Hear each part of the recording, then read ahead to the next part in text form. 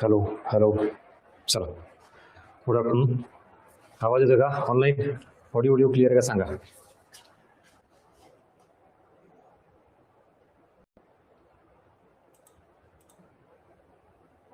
चला, कमेंटमध्ये सांगायला ऑडिओ क्लिअर आहे का. सुरू करू आपण.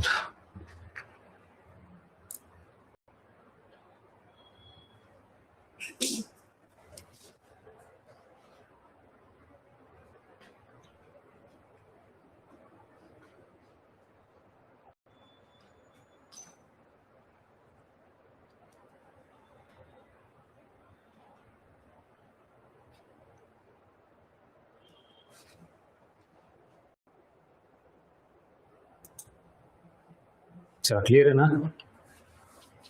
Hello hello. म्हणजे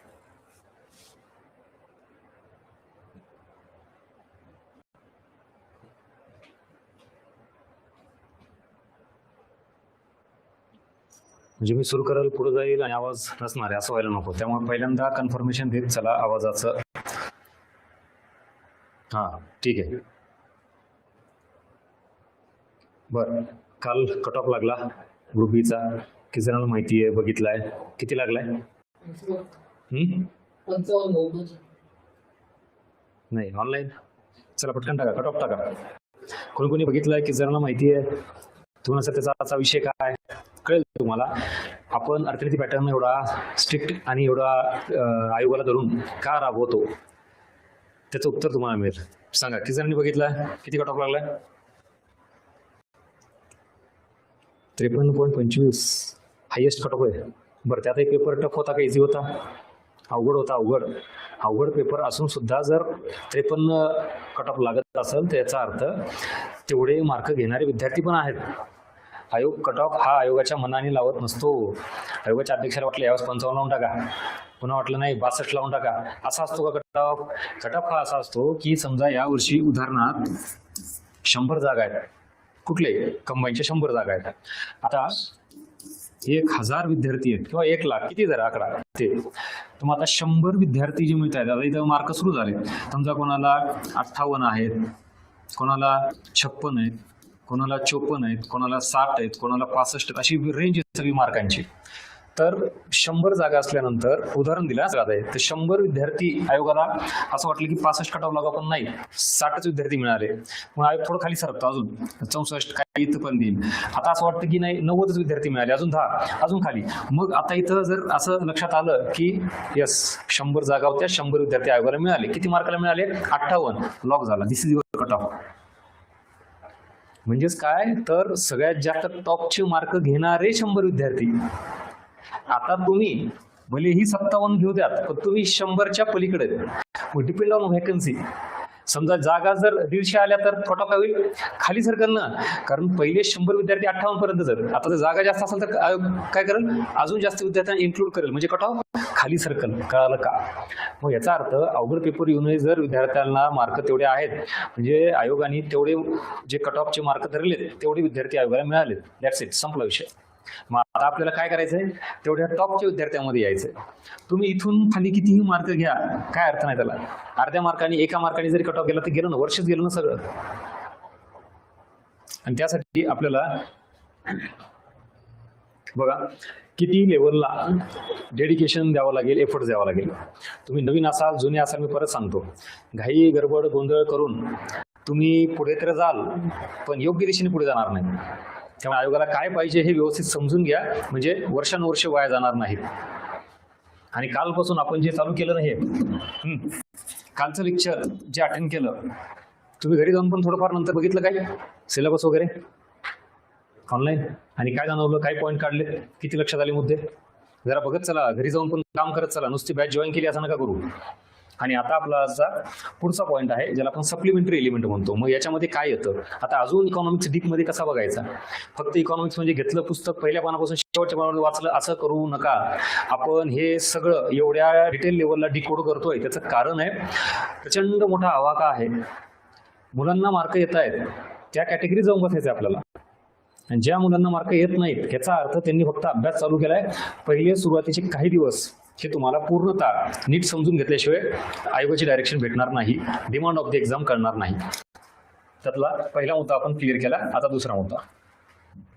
आता येणाऱ्या पुढच्या परीक्षेमध्ये पण जर कट ऑफ असाच हाय राहिला काय करणार तुम्ही? नाही सर माझा अभ्यास कमी पडला, मग हे झालं ते झालं, वर्ष वाया जातात, तसं जाऊ देऊ नका.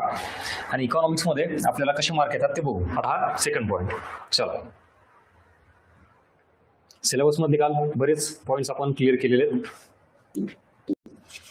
आणि आवर्जून कालचं लेक्चर जर कोणी बघितलं नसेल, जे नव्याने जॉईन झालेत, आवर्जून पहिलं लेक्चर बघा. म्हणजे बऱ्याच जणांना असं वाटतं की सर आता हे इंट्रोडक्टरी लेक्चर असतात, बेसिक लेक्चर गरजेचे नाहीत. For your kind information, basic गोष्टी ह्या ज्या सगळ्या आहेत या माहीत नसल्यामुळेच जुन्या विद्यार्थ्यांना अजूनही मार्क येत नाहीत, किंवा त्यांना त्यांचे मिसिंग एरिया सापडत नाहीत, त्यांचे लिकेज पॉईंट सापडत नाहीत. आपल्याला लिकेज बंद करायचं. तुम्हाला एक उदाहरण देतो. मोठी जहाज असते टायटॅनिक, माहिती ना टायटॅनिक किती मोठी. त्याच्यात फक्त छोटं एवढं बारीक जर चित्र पडलं तर काय लगेच फरक पडणार आहे का? लगेच फरक पडणार नाही. पण भविष्यात त्या छोट्या चित्रातून पाणी जे वर येतं ते अख्खी जहाज बुडवू शकतं. त्याला वेळ लागेल पण ती बुडणार. मग आपलंही तसंच आहे. छोटे लिकेज किंवा छोट्या गोष्टी ज्या माहिती नसतात ना त्या दुर्लक्षित केल्या आता काही वाटणार नाही, पण पुन्हा मेजर डॅमेज पोहोचेल. आता जे पॉईंट ते रिझल्ट गेलेल्या विद्यार्थ्यांना विचारा ना, एका मार्काने रिझल्ट गेलेल्या विद्यार्थ्यांना विचारा, काय पश्चाताप असतो, काय फिलिंग असते. म्हणजे सर सगळं केलं होतं, या एका छोट्या पॉईंटनी, या छोट्या कन्सेप्टनी, या छोट्या फॅक्ट्सनी अख्खा रिझल्ट गमावला. बघा, म्हणजे तुम्हाला पुन्हा भविष्यात गजानन भस्के आठवल.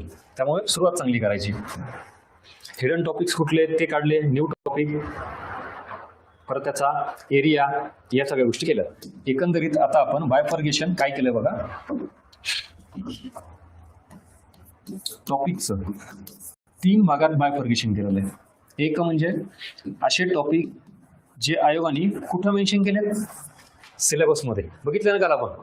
सेकंड थिंग, असे टॉपिक जे सिलेबसमध्ये मेन्शन केलं नाही पण त्यावर काय आहेत प्रश्न आहेत, त्याची टॉपिकची पण लिस्ट त्याच्यामध्ये ऍड केली आपण. या दोघांना मिळून आपण एकत्र टॉपिक केलेलं आहे. आता असे टॉपिक आहेत जे सिलेबसमध्येही मेन्शन नाहीत आणि त्याच्यावर डायरेक्टली प्रश्न पण नाहीत. लक्षात घ्या, ह्या 2 टॉपिकला सगळेजण फोकस करतात. एकतर आयोगाने सिलेबसमध्ये दिलेले टॉपिक आहेत त्याचा तर विषयच येत नाही, करावंच लागतं बाय डिफॉल्ट. PYQ आल्यामुळे आपण त्या टॉपिकला अभ्यासाला मध्ये घेतो. आता दुर्लक्षित राहणारा घटक कोणता आहे माहिती?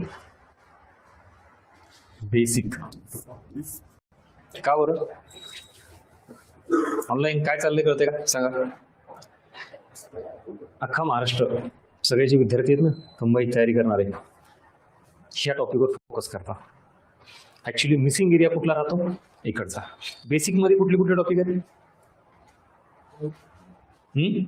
चला, कालचं लेक्चर फक्त ऐकायचं नाही, मी परत सांगतो. 2 वे कम्युनिकेशन असणार आहे ऑनलाईन. तुम्ही इन्व्हॉल्व व्हा, जुन्या विद्यार्थ्यांना विचारा, ह्याचाच फायदा होतो. फक्त ऐकत बसल्याने आजपर्यंत तेच झालं ना, समोर जे दिले ते मी वाचत जाणार, पुढे सरकणार, झालं. बॅच संपली, लेक्चर संपलं, टॉपिक संपले आणि तुम्हाला काय कळालं तर काहीच नाही. ऐकून तर भारी वाटलं, काय लक्षात राहतं, काय समजतंय, टाका ना, चुकू द्या ना. बेसिक टॉपिक काल जे मी सांगितले कुठले टॉपिक आहेत ही कॅटेगरी केली होती, हे आहेत का बेसिक? बरं, ह्याचा कुठे डायरेक्टली सिलेबसमध्ये उल्लेख नाहीये, पण आपल्याला फर्स्ट प्रायोरिटी यालाच द्यावी लागते. हे बेसिक टॉपिक आहेत सगळे. येस, असे 3 अँगल टॉपिकचे जे आपण काल फाइंड आउट करून घेतलेले आहेत. त्याची आता पुढची काय जी सिरीज आहे ती कंटिन्यू करू. या इकडे. हा मेन्सचा सिलेबस आहे. तुमच्यापैकी किती जणांकडे सिलेबसची हार्ड कॉपी आहे बरं, म्हणजे झेरॉक्स काढलेली आहे? चला ऑनलाईन सांगा पटकन. मला हे नका सांगू सर मोबाईलमध्ये आहे, त्याची इमेज आहे, फोटो आहे, PDF आहे. हार्ड कॉपी झेरॉक्स काढलेली प्रिंट अशी किती जणांकडे आहे सिलेबसची, फ्री आणि मेन्सच्या दोन्ही सिलेबसची? असेल तर यस म्हणा, नसेल तर नो म्हणा, म्हणजे मला कळू द्या. मोबाईलमध्ये नका सांगू मला. झेरॉक्स आहे बर. आता ज्यांच्याकडे नाहीये त्यांनी अर्जंटली ते पहिलं काम करा. समोर तुमच्या ह्या सगळ्या गोष्टी असल्याशिवाय काही मजा नाही. सगळंच मोबाईलमध्ये, सगळंच फोनमध्ये, हातात काहीतरी येऊ द्या. हां, व्हेरी गुड, बेस्ट. आणि किती जणांनी मेन्सची पण सिलेबसची कॉपी काढून ठेवली आहे बरं? फक्त प्रीची नका सांगू, मेन्सची पण. आणि जर काढून ठेवली नसेल तर याचा अर्थ तुम्ही स्वतःच मान्य केलाय की मी काय मेन्सला जाणार नाही, आता बघू प्री पास झाल्यावर, असंच तुम्ही गृहीत धरलं काय याचा अर्थ? म्हणजे स्वतः मान्य केलं की नाही मी फक्त प्री पुरतच आहे, मेन्स नाही. कोण ठरवलं? तुम्हाला फर्स्ट अटेम्प्ट मध्ये प्री मेन्स करून पोस्ट मिळवता येते जर चांगली तयारी केला तर. हा, मेन्सचा पण आहे का? चांगली गोष्ट, बेस्ट. आता लक्ष द्या इकडं, तुमच्याकडे आहे म्हणल्यानंतर आता लक्ष द्या इकडं. हा सिलेबस प्रीचा आहे का मेन्सचा आहे? हा मेन्सचा. हा कुठला आहे? प्रीचा किती छोटा दिलाय? एवढाच. पण या एवढ्या सिलेबसवरूनच आपण किती टॉपिक काढले का? जवळपास 18 नियर अबाउट, जे की तुम्हाला प्री मध्ये आहेत. हे आयोगाने दिलेले आणि काही हिडन टॉपिक आपण काढलेले आणि काही बेसिक मध्ये. आता हा मुख्यचा सिलेबस आहे. याची हेडिंग अर्थव्यवस्था आहे, नियोजन विकास विषयक अर्थशास्त्र. समग्र लक्ष इथं अर्थशास्त्र, इथं अर्थशास्त्र, ठीक आहे, आणि इथं परत अर्थव्यवस्था. पूर्व परीक्षेला अर्थशास्त्र असा सिलेबस मध्ये कुठं पॉइंट आहे का सांगा मला ऑनलाईन?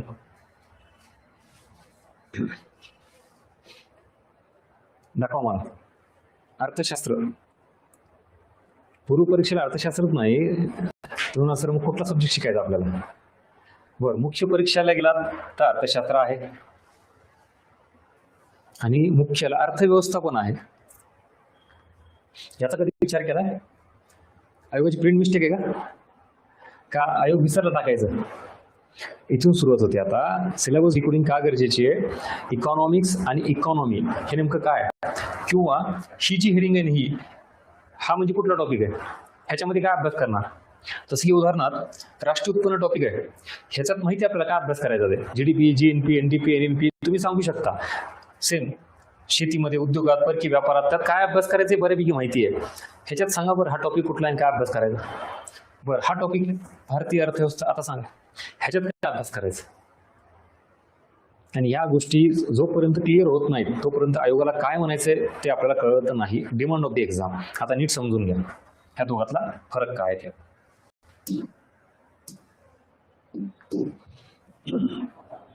इकॉनॉमिक्स ह्याला आपण अर्थशास्त्र म्हणतो, ठीक आहे. इकडं इकॉनॉमी याला आपण अर्थव्यवस्था म्हणतो.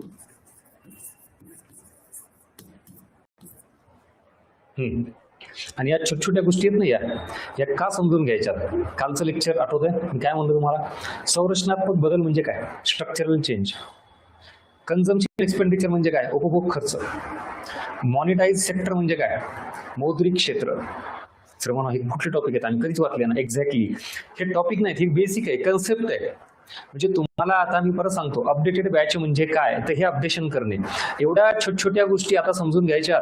आयोगाने डायरेक्टली याच्यावर प्रश्न विचारलेला नसतो, पण इतर टॉपिकच्या संबंधित ही कन्सेप्ट त्याच्यात टाकलेली असते. आणि आता पीओक्यूचा काही भाग बघितलेला आहे, काही आपल्या डिटेल पुढच्या लेक्चरमध्ये अख्खं पीओक्यू बघायचं. त्यावेळेला परत ते तुम्हाला आठवलं माझं काय म्हणतो ते. अशा छोट्या गोष्टी ज्यावेळेला समजून घ्याल ना तेव्हा त्याचा अर्थ कळतो. आता साधं उदाहरण बघा, म्हणजे विशेषतः मी परत जुन्यांकडे का जातो? जुन्यांना असं वाटतं की ह्या बेसिकची गरज नाहीये. एक प्रश्न होता आता गंभाईला तुम्हाला, कुठलं तरी वर्ष विचारलं होतं, समजा फॉर एक्झाम्पल 2026 इयर उदाहरणार्थ, आणि याच्यामध्ये असं विचारलं होतं की आरबीआय कडे असलेला परकीय चलन साठा 2026 या वर्षीचा तो किती किंवा काय आहे त्याच्यामध्ये, असं आहे. बऱ्यापैकी असं वाटतं बघणार की अरे करंटचा प्रश्न आहे. खाली पर्याय जर बघितलात ना 1, 2, 3, इथं विचारले तुम्हाला परकीय चलन साठा, फॉरेक्स रिझर्व्ह, आणि मग इथं पहिला दुसरा पर्याय असा दिलाय. ह्याच्यामध्ये पहिला पर्याय तो भारतीय चलन, हे येईल का वर ऑनलाईन? येस ऑर नो मला सांगा उत्तर. प्रश्न काय कळाला? इथलं कुठलं तरी वर्ष विचारलंय आणि त्याच्यामध्ये मग असं म्हणलंय की आरबीआय कडे असलेला जो परकीय चलन साठा आहे त्यामध्ये कशाचा समावेश होतो. मग त्यामध्ये माझा पहिला पर्याय आहे भारतीय चलन, रुपया, नोटा, नाणी. सांगा पटकन. Exactly, very good. ह्याचं उत्तर आहे नाही, त्याचा समावेश होत नाही. का? आता हा प्रश्न करंटचा नाही, हा कन्सेप्टचा आहे. म्हणजे तुम्हाला जर आता हेच माहित नाही की परकीय चलन नेमकं काय किंवा चलनात येतं काय, बरं त्यात हा झाला एक प्रश्न. अजून तो तुम्हाला आंतरराष्ट्रीय स्तरावरचा तो SDR RTPचा एक प्रश्न विचारलेला आहे. आता हे हळूहळू कळ पुढे तुम्हाला काय ते.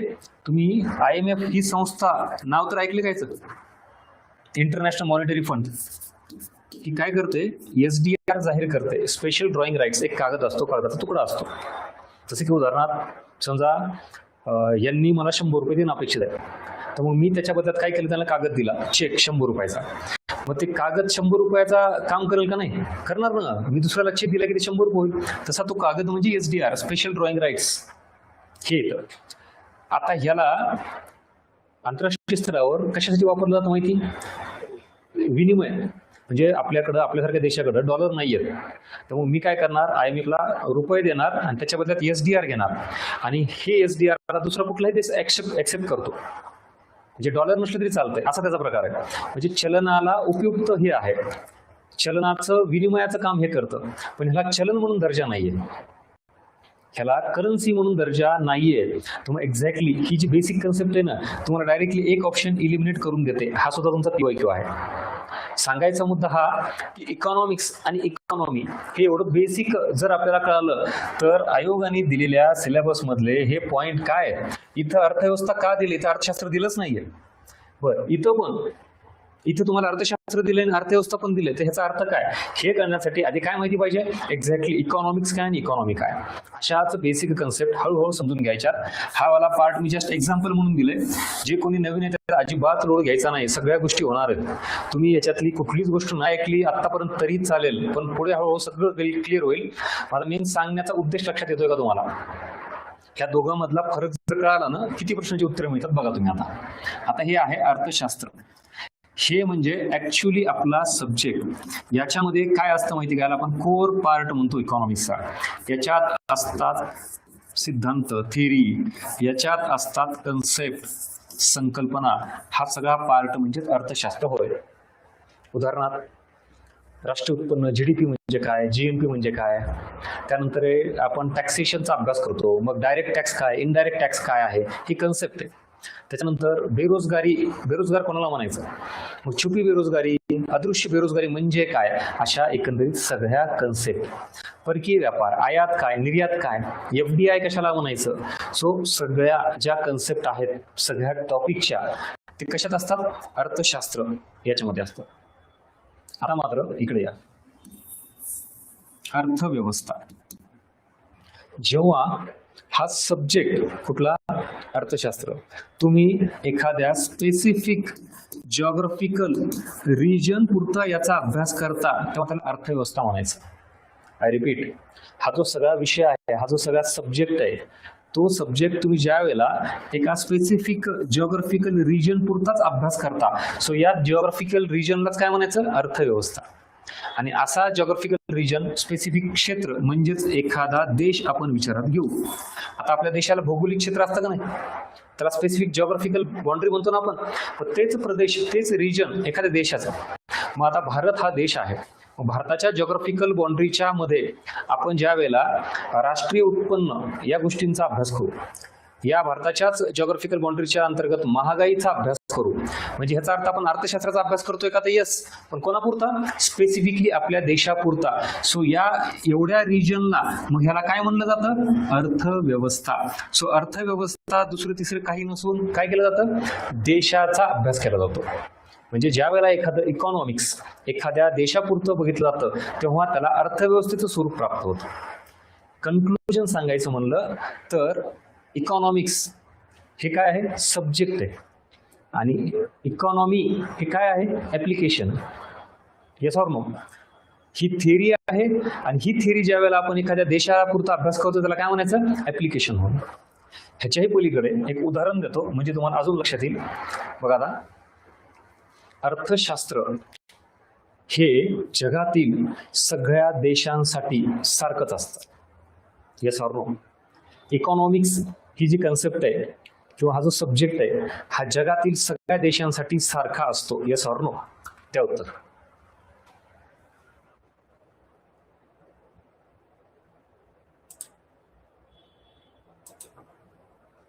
उत्तर चुकू द्या पण इन्व्हॉल्व्ह व्हा, बोला. ऐक्यवजी सगळं ऐकलं ना शांतपणे ते ऍप्लिकेशन करायचा प्रयत्न करा.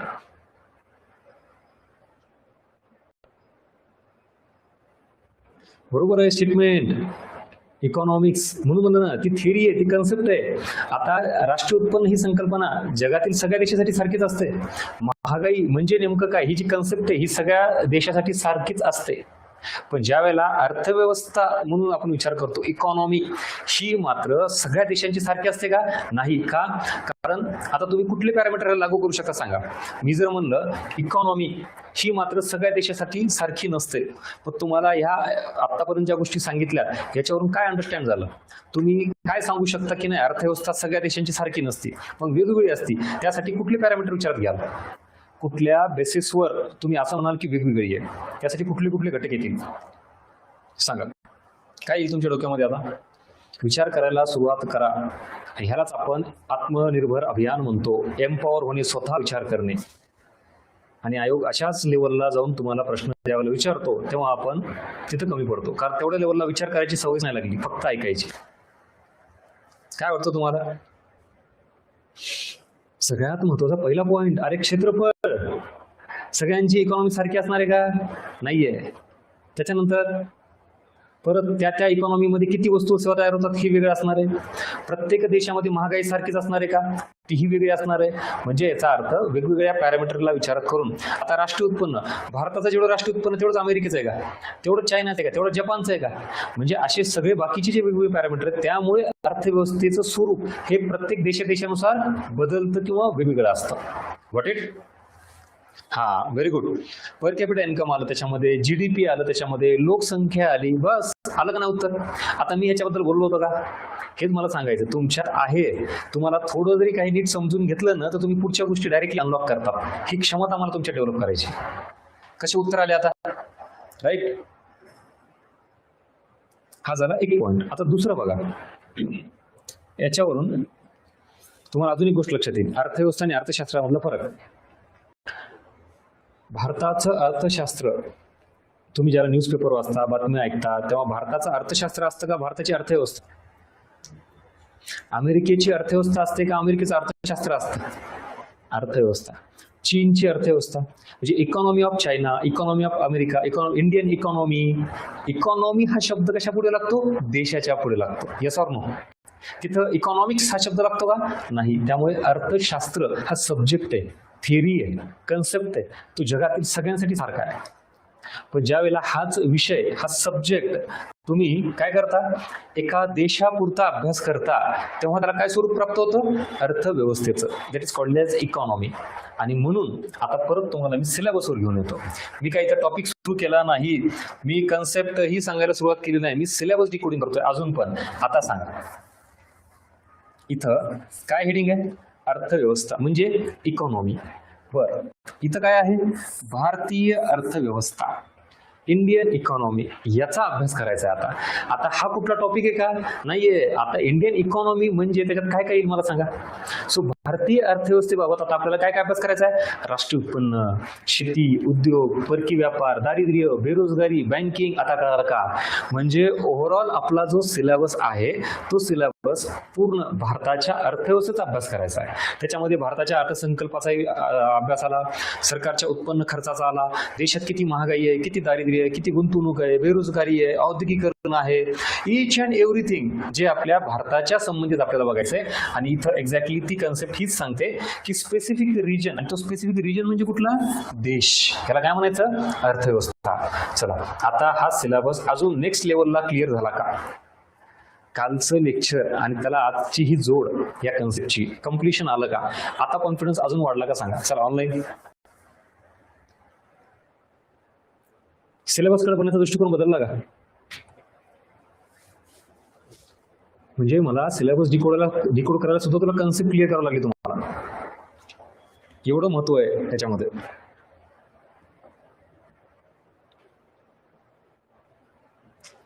नाही तर आपण काय करतो रँडमली, हे काय अर्थव्यवस्था आहे, हे भारतीय अर्थव्यवस्था आहे. अरे पण ह्याच्यात नेमकं काय आहे?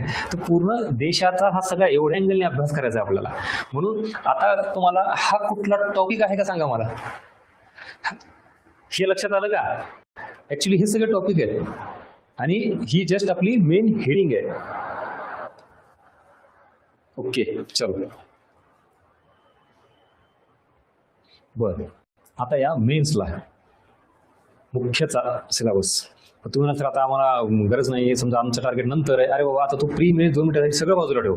तू जर इकॉनॉमिक्स सब्जेक्ट करत असशील तर तुला आता सगळं व्यवस्थित आधी समजून घे, काय आहे काय नाही. प्री मेन्स या शब्दांचा अर्थ, टॉपिक कुठले आहेत, कसे आहेत, म्हणून चूक करू नका. बघा इतर विषयांना कदाचित सगळं क्लिअर कट असेल, हे प्रीला हे मेन्सला. मी परत सांगतो, इकॉनॉमिक्सचं जर तुम्हाला आता करायचं असेल ना, ॲज अ सब्जेक्ट म्हणून सुरुवातीला मी जे सांगतोय ते नीट समजून घ्या. 2 मिनिटासाठी डोक्यातून काढून टाका. तुम्ही प्रीला आहेत, मेन्सला आहेत, नवीन आहेत, जुने आहेत, सगळं शांतपणे पूर्ण समजून घेण्याचा प्रयत्न करा. या इकडं आता ह्याच्यामध्ये मी तर 2 असे हे करतो, गट करतो, डिवायडेशन. तुम्हाला लक्षात येईल. इथं बघा पहिली हेडिंग इथं सिलेबसमध्ये काय दिलेली आहे, अर्थव्यवस्था. आता शब्दाचा अर्थ कळाला, इकॉनॉमी आहे, ठीक आहे. नियोजन, विकास विषयक अर्थशास्त्र. आता हा टॉपिक झाला प्लॅनिंग, हा पण टॉपिक आहे आर्थिक विकास. इथं पुढं काय दिले आता, समग्रलक्षी अर्थशास्त्र. याचा अर्थ काय,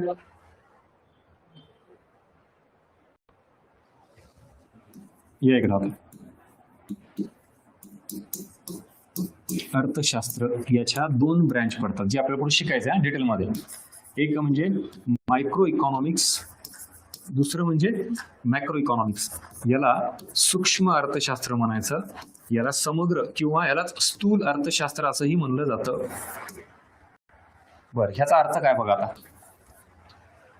ज्यावेळेला मी लहानातील लहान छोट्या आर्थिक घटकाचा अभ्यास करेल तेव्हा त्याला सूक्ष्म अर्थशास्त्र म्हणायचं.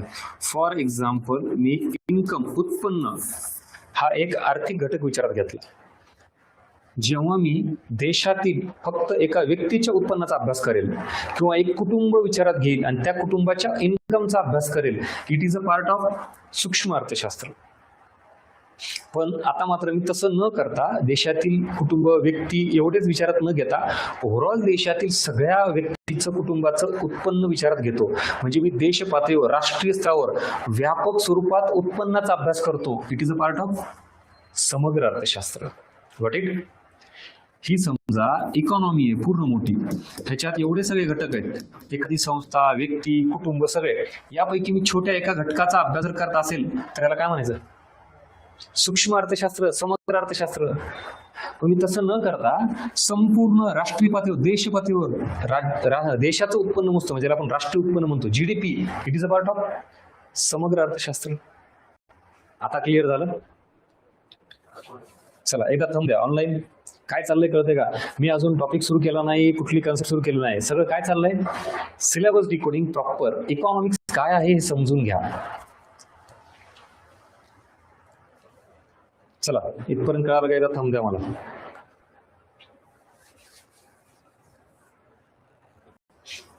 Okay good. पुढं जर हे कळालं तर मला आता प्रश्नाचे उत्तर द्या.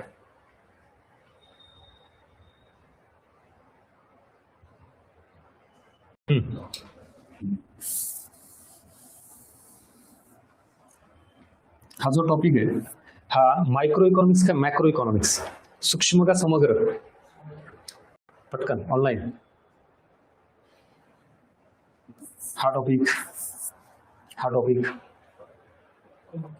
बर ठीक आहे. हा टॉपिक हा म्हणजे याचा अर्थ आता ह्या सगळ्या ज्याही गोष्टी आपण बघतोय, राष्ट्रीय उत्पन्न, दारिद्र्य, बेरोजगारी, महागाई, बँकिंग, परकीय व्यापार, कुठलाही हे आपण देश पातळीवर बघतोय ना. देशातील दारिद्र्याचं प्रमाण, देशातील बेरोजगारीचं प्रमाण, परकीय व्यापार म्हणजे देशाची आयात निर्यात, म्हणजे सगळं व्यापक मोठ्या स्वरूपात बघतोय. म्हणजे याचा earth it is all about समग्र अर्थशास्त्र, मॅक्रो इकॉनॉमिक्स. म्हणजे आता आपण हे सगळं बघतोय समग्र अर्थशास्त्र म्हणजेच देश पातळीवर बघतोय का. यस बरोबर ना, सूक्ष्म लेवलला नाही बघत ना. मग आता आपल्याला जर हे कळालं तर या इकडं आता अजून इथलच्या हेडिंग कशा कळतील बघा तुम्हाला. इथं अर्थशास्त्र आहे आणि इथं काय आहे, समग्र लक्ष्य अर्थशास्त्र म्हणजे मॅक्रो इकॉनॉमिक्स. ह्याचा अर्थ आपण ज्या वेळेला राष्ट्रीय स्तरावर त्यात काही कन्सेप्ट बघतोय तर इथं समग्र लक्ष्य अर्थशास्त्र, वृद्धी व विकास, सार्वजनिक वित्त आणि आंतरराष्ट्रीय व्यापार ह्या सगळ्या गोष्टी थेरटिकल बघायचं. समग्रलक्षी काय शब्द क्लिअर झाला, म्हणजे देश पातळीवर जे आपल्याला पूर्ण भारताचे सगळे पॅरामीटर बघायचे. पण आता मात्र ह्याच्यात तुम्हाला मी दुसऱ्या 2 गोष्टी सांगतो. इथं 1 नंबर दिलाय आयोगाने आणि इथं 2 नंबर दिलाय. इथं समग्रलक्षी अर्थशास्त्र आहे आणि इथं भारतीय अर्थव्यवस्था आहे. आणि तुम्ही बघा सार्वजनिक वित्त इथं पण आहे, सार्वजनिक वित्त इथं पण आहे, आंतरराष्ट्रीय व्यापार ज्याला आपण परकीय व्यापार म्हणतो इथं पण आहे, आणि आंतरराष्ट्रीय व्यापार इथं पण आहे. आता मला एक केवळ मी जे समजून सांगितलं ना त्याच्या आधारावर कोणाला काही डिकोड करता येईल का मला सांगा. मग हा सार्वजनिक वित्त टॉपिक वेगळा आणि हा वेगळा का, ह्याच्यात काय शिकायचं आणि ह्याच्यात काय शिकायचं. मग परत परकीय व्यापार टॉपिक इथं पण इथं पण आहे. हा व्हेरी गुड, बेस्ट. चला ऑनलाईन झालं, हेच अपेक्षित होतं तुम्हाला. म्हणजे जर तुम्ही नवीन असाल तर प्रश्न पडला पाहिजे का नाही की अरे सिलेबस एकच आहे आणि एकाच सिलेबस मध्ये 2 हिडिंग कसं काय, विचार करण्यासारखी गोष्ट आहे. सार्वजनिक वित्त एका ठिकाणी दिल्यानंतर इथं का द्यायला पाहिजे आयोगाने, किंवा मग इथं अर्थव्यवस्था शब्द इथं अर्थशास्त्र आहे का बरं असं. व्हेरी गुड, चला बेस्ट. त्याचा अर्थ ऑनलाईन आणि ऑफलाईन व्यवस्थित तुम्ही समजून घेताय मी काय सांगतोय ते, आणि हेच मला अपेक्षित आहे. बघा आता ज्याला नाही कळालं त्यांना लक्ष द्या इकडे. आता विषय काय, मी इतकी म्हणजे सगळं कन्सेप्ट समजून सांगत होतो तुम्हाला. तो प्रकार असा आहे, ज्या वेळेला अर्थशास्त्र येतं ना अर्थशास्त्र, तेव्हा ते जी थेअरी बघायची आपल्याला, पूर्ण कन्सेप्च्युअल एरिया बघायचा. मग त्याच्यात भारत वेगळा आणि इतर देश वेगळे असं काही आहे का, नाहीये. एक्झॅक्टली हे इथं समग्रलक्षी. आता ही हेडिंग आणि ही हेडिंग तुम्ही सारखंच आहे. मी ज्यावेळेला टॉपिक म्हणतो ना, आता हा पर्सनल टॉपिक वाटतो ना, म्हणजे काय अभ्यासायचं. एकदा तुम्हाला समग्रलक्षी अर्थशास्त्र कन्सेप्ट कळल्यानंतर ह्याच्यामध्ये काय येतं ते हेच सगळं येतं ना. म्हणजे हा कुठला वेगळा टॉपिक आहे का, नाही, त्याच्यामध्ये आपल्याला सगळं बघायचंय. इथं मात्र आर्थिक वाढ, आर्थिक वृद्धी, आर्थिक विकास, मानव विकास, शाश्वत विकास, मग हे टॉपिक बघायचे, ह्या कन्सेप्ट बघायच्या. पुढं सार्वजनिक वित्त. आता इथं या सार्वजनिक वित्तामध्ये आणि या सार्वजनिक वित्तामध्ये फरक नीट बघा. अर्थसंकल्प म्हणजे काय, त्याचा नेमका अर्थ काय. सरकारचं एकूण उत्पन्न आणि सरकारचा एकूण खर्च. महसुली उत्पन्न कुठलं, भांडवली उत्पन्न कुठलं, महसुली खर्च कुठला, भांडवली खर्च कुठला, ह्या सगळ्या कन्सेप्ट बघणं म्हणजे इथलचं सार्वजनिक वित्त. राजकोषीय तूट ही संकल्पना, फिस्कल डेफिसिट नाव ऐकलं असेल तुम्ही, वित्तीय तूट, राजकोषीय तूट, फिस्कल डेफिसिट म्हणतो आपण त्याला. ही कन्सेप्ट नेमकी काय हे बघणं म्हणजे हे सार्वजनिक वित्त. आता एक्झॅक्टली अर्थसंकल्प ह्या वर्षीचा भारताचा नेमका कोणता आहे, किंवा भारतात अर्थसंकल्प कुठला मानला जातो तुटीचा, हे म्हणजे सार्वजनिक वित्त. इथं तुम्ही जे राजकोषीय तूट ही कन्सेप्ट इथं समजून घेतली, सो भारताची राजकोषीय तूट किती टक्के ते म्हणजे इकडं. कारण इथं भारतीय अर्थव्यवस्था, इथं जे काही तुम्हाला बघायचंय ते भारतासंबंधित बघायचंय. अजून एक उदाहरण देतो. इथं परकीय व्यापार आहे बघा, आंतरराष्ट्रीय व्यापार. हा FDI म्हणजे काय, difference between foreign direct investment आणि फॉरेन इनडायरेक्ट इन्व्हेस्टमेंट. FDI आणि FI ही कन्सेप्ट आहे, ही नीट समजून घ्यायची काय आहे. आणि मग हे इथं कळल्यानंतर आता ज्या वेळेला इथं परकीय व्यापार बघू, मग हे भारतीय अर्थव्यवस्थेच्या खाली ही हेडिंग दिलेली आहे. सो इथं काय येणार, मग भारताचा FDI आता किती आहे, तो वाढला आहे कमी झाला आहे. हा जगातून भारतात जी गुंतवणूक येते फॉरेन डायरेक्ट इन्व्हेस्टमेंट, ती सर्वाधिक गुंतवणूक कोणत्या क्षेत्रात येते, कोणत्या राज्यात येते. मग ह्या सगळ्या गोष्टी बघणं म्हणजे काय अभ्यास करणे, भारतीय अर्थव्यवस्थेचा अभ्यास करणे. आता कळालं का. त्यामुळे ह्या 2 जरी वेगवेगळे हेडिंग असतील तरी टॉपिक एकच आहे. आपल्याला कन्सेप्ट हे बघायचे, ॲट द सेम टाइम त्याच्या भारताबाबत ऍप्लिकेशन हे बघायचं. आणि म्हणून इथं तुम्हाला वर आयोगाने काय केलेलं आहे, समग्रलक्षी अर्थशास्त्र म्हणजे हा सगळा थिअरीचा पार्ट, आणि भारतीय अर्थव्यवस्था त्याच्या अंतर्गत मग हा सगळा इथलचा हा टॉपिकचा पार्ट दिलेला आहे. आता सगळ्यात शेवटी महाराष्ट्राची अर्थव्यवस्था. इथं शब्द चुकला आयोगाचा, इथं ऍक्च्युली अर्थशास्त्र पाहिजे, बरोबर. पटकन येस ऑर नो उत्तर देत चला.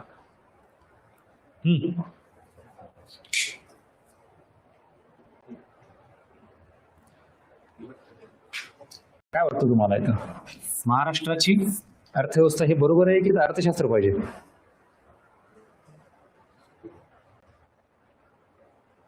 आता मात्र परत तुम्हाला मागे घेऊन जातो या इकडं. ज्या वेळेला मी इथं स्पेसिफिक रिजन म्हणतो ना, रिजन हे इथं, सो हे रिजन फक्त देशच असतं असं नाही. हे काय असू शकतं? राज्य पण, हे काय असू शकतं? शहर पण, आणि हे काय असू शकतं? गाव पण.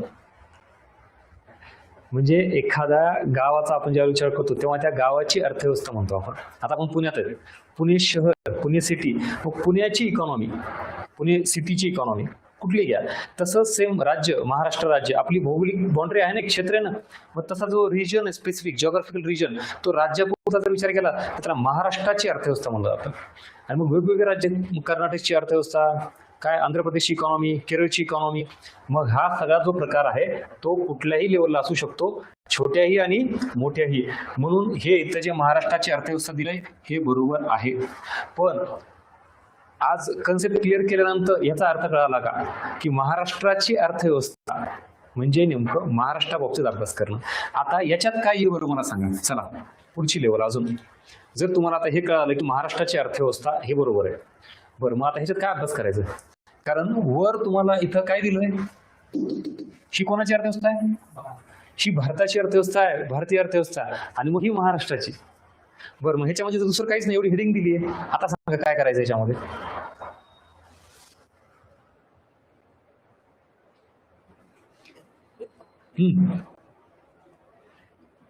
मग आता भारताचा जीडीपी कन्सेप्ट वेगळा आणि महाराष्ट्राचा वेगळा, सार्वजनिक वित्त ती कन्सेप्ट वेगळी ही वेगळी, असं काय असणार आहे का? जी थिअरी आहे, कन्सेप्ट आहे, ती सगळी भारतापुरती नाही, महाराष्ट्रापुरती नाही, जगात सगळ्यांसाठी सारखी असते. कन्सेप्टचा पार्ट इथं वेगळं काय येतं तर मग आता तुम्हाला जसं भारताचं बघितलं आपण, एफडीआय, भारतात कुठल्या देशाकडून एफडीआय येते, कोणत्या क्षेत्रात येते. मग जर महाराष्ट्राची अर्थव्यवस्था अभ्यास करत असाल तर काय येणार, महाराष्ट्रात एफडीआय किती येते. जर आपण एकूण भारताची निर्यात बघत असू, त्या निर्यातीमध्ये महाराष्ट्राचा वाटा किती आहे, ते म्हणजे महाराष्ट्राची अर्थव्यवस्था. एकूण देशाचा जीडीपी समजा 100 रुपये असेल, आता भारताचा जीडीपी 100 आहे म्हणजे सगळ्या राज्यांचा मिळून असेल ना, मग त्याच्यामध्ये महाराष्ट्राचा वाटा किती जीडीपी मध्ये, हे म्हणजे महाराष्ट्राची अर्थव्यवस्था होय. आता कळालं का?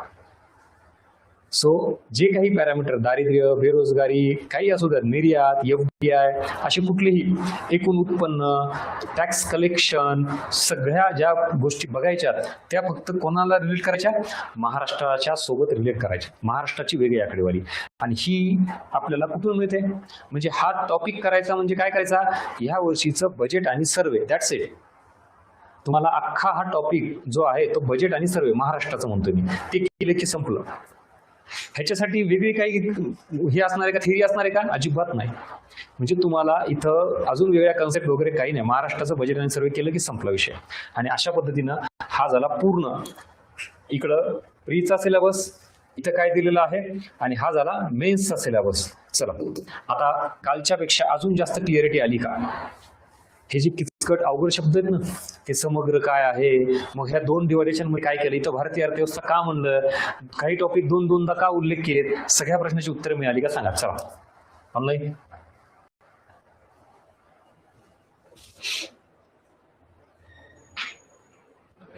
हा चला ब्लँक पेज घ्या. काल तुम्हाला मी लक्षात आलं असंच म्हणलं, काय लक्षात आलं आज, काय लक्षात आलं, पटकन तुमच्या शब्दामध्ये तिथं उल्लेख करा, लिहून घ्या कुठेतरी बाजूला.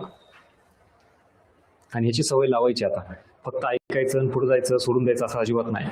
काय कळालं, जो ऑलमोस्ट जवळपास 1 तास लेक्चर झालं आपलं, काय समजून घेतलं?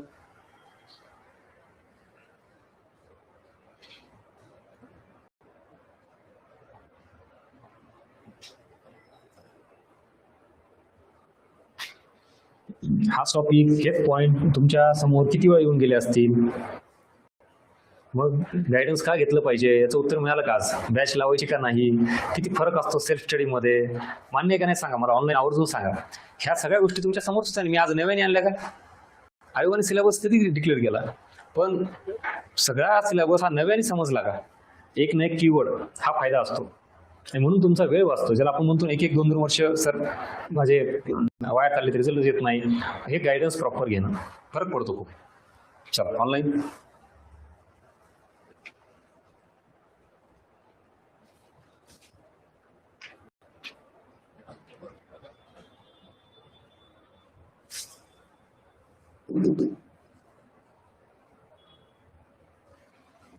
आता इथं पण जसं वर डबल दिलं होतं, आता हे जे 2 वेळा दिलं आता आयोगाने दिलं ठीक आहे, पण ह्या दोघांचा काय असा वेगळा अर्थ आहे का?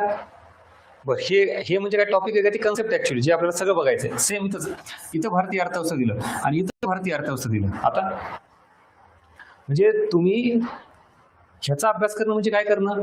राष्ट्रीय उत्पन्न, दारिद्र्य, बेरोजगारी, बरोबर ना? इतर सगळे टॉपिक तुम्ही करताय म्हणजे काय करताय? भारतीय अर्थव्यवस्थेचा अभ्यास करताय ना, राईट? त्यामुळे ह्याला वेगळं काही करायची गरज नाही. इथं मात्र हे भारतीय अर्थव्यवस्थेसमोरील आव्हान आहे. म्हणजे ह्याच्यात काय येईल बरं?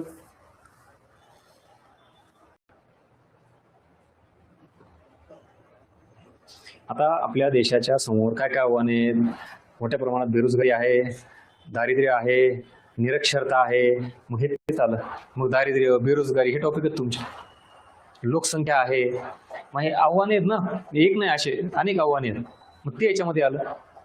ठीक आहे, म्हणजे हा एक पॉईंट जो होता दिलेला तो क्लिअर झाला. हा ऍज इट इज जसा आहे तसा टॉपिक घ्यायचा. शेती, ग्रामीण विकास, हा सहकार. आता हा मौद्रिक व वित्तीय क्षेत्र म्हणजे सांगा पटकन. चला, कालच बघितलं ना आपण. ह्याच्यात कुठले टॉपिक येतात? असा टॉपिक कुठं सर्च करून दाखवा मला. मौद्रिक वित्तीय क्षेत्र हा टॉपिक आहे का कुठं? राईट. ह्याच्यामध्ये येणार चलन व पैसा टॉपिक, महागाई टॉपिक, आरबीआय, बँकिंग, नाणे बाजार, भांडवल बाजार, 5 टॉपिक येणार. याच्यात विचार करा. मग हे एकच हेडिंग दिलेली आहे, पण तुम्हाला माहिती पाहिजे 5 टॉपिक आहे त्याच्यात, जे आपण काल डिकोड केलेले. बाकी मग आता हे सार्वजनिक वित्त, उद्योग, पायाभूत सुविधा, परकीय व्यापार आणि अशा पद्धतीनं हा झाला पूर्ण प्री प्लस मेन्सचा सिलेबस. एक ना एक शब्द डिकोड केलेला आहे. पूर्व परीक्षेला तुम्हाला भारतीय अर्थव्यवस्था एवढंच आहे, म्हणजे इकॉनॉमी सोपं आहे. पण ज्यावेळेला तुम्ही मुख्य परीक्षेला जाल तर इकॉनॉमिक्स पण आहे आणि इकॉनॉमी पण आहे. म्हणून मेन्स आणि प्री मधला फरक काय आहे तर मुख्यला डेप्थ वाढते, मुख्याला अजून कन्सेप्च्युअल क्लिअरिटी लागते, थिअरी, सिद्धांत याच्यावर प्रश्न येतात.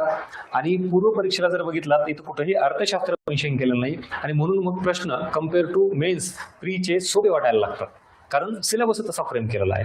आता आपल्याला फरक कळाला का प्री आणि मेन्सचा. आणि मग मेन्सला अवघड जड का असतं? कारण क्लिअर कट सिलेबस तसा दिलेला आहे आपल्याला. चलो, गॉट इट. आणि या सगळ्यावरून मग आपण काल हे सगळे टॉपिक काढलेले दिसत आहेत का? आता हे बेसिक आणि हे फक्त मेन्सचे.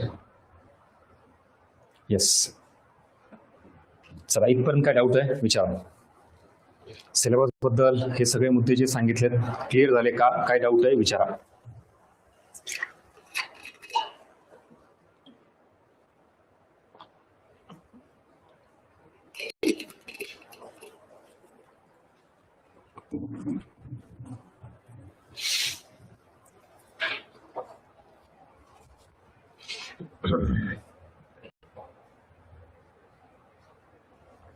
बाकी हे सगळं आपण ऑलरेडी काल बघितले कालच्या लेक्चरमध्ये, बरोबर ना?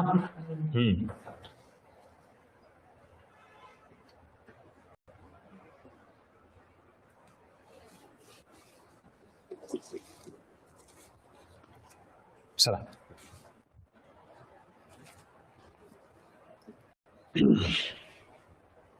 चला काय करतो पण एवढं करायला आज समजलं. हा राईट आहे, ठीक आहे ना. आता तुम्ही बघा किती दिवस झाला अभ्यास करताय, पण सेल्फ स्टडी मध्ये आणि बॅच मध्ये जमीन आसमानचा फरक जाणवतो तुम्हाला. तुम्ही कमेंट टाकली बघा की एवढं सगळं असतं हे विद्यार्थ्यांना माहितीच नाही आणि एवढं बारकाईने सगळं बघितलं पाहिजे. म्हणजे काय अर्थ आहे ना, प्रीला इकॉनॉमिक्स नाहीये, इकॉनॉमी आहे. मेन्सला इकॉनॉमिक्स पण आहे, इकॉनॉमी पण आहे. मेन्सला काही टॉपिकचे 2दा उल्लेख केलेले आहेत. म्हणजे प्रत्येक गोष्टीला बेस आहे काय, उगाच रॅन्डमली असा आयोग फेकत नाही आणि मग आपण तसंच घेत होते. खूप फायदा दिसून येईल तुम्हाला. आता कुठं सुरुवात झाली आहे, मी म्हणतोय म्हणून फक्त प्रत्येक गोष्ट जी आहे ती एकदम व्यवस्थित स्ट्रिक्टली फॉलो करा. तुम्हाला आउटपुट असं मिळेल. असे काही प्रश्न तुम्ही सॉल्व्ह करू शकाल जे कुठल्या पुस्तकात नाही मिळणार, ते फक्त अंडरस्टँडिंगवर असतात. जसे काही कीवर्ड मी तुम्हाला काल परवा सांगितले तसे. ठीक आहे, चला आता पुढे जाऊया. याच्याही पुढं अजून काय काय, तर या सगळ्या इकॉनॉमिक्सचा सिलेबस कळाला तुम्हाला, टॉपिक कुठले काय काय नाही. पण या सगळ्यांचा आता अजून नेक्स्ट लेवलला ब्रेकडाऊन करायचं आपल्याला. म्हणजे तुम्हाला आता लिस्ट मिळाली, सर हे 15, 16, 18 काय टॉपिक आहे ते आहेत आम्हाला करायचे, आणि एवढं सगळं आम्हाला व्यवस्थित करायचं आहे. त्यात काही बेसिक टॉपिक आहेत ते प्रायोरिटीने करायचे आहेत, कारण सुरुवात तिथून करायची. मी जर तुम्हाला डायरेक्टली आता असं म्हणलं राष्ट्रीय उत्पन्न टॉपिक, दारिद्र्य, बेरोजगारी, ते सगळं ऐकण्यात असतात ना, तुम्हाला वाटतं भारी मस्त सिलेबस सुरू केला, अजिबात नाही. त्याच्या आधीचे जे हिडन टॉपिक आहेत बेसिक पासून तिथून स्टार्ट करायचे आपल्याला.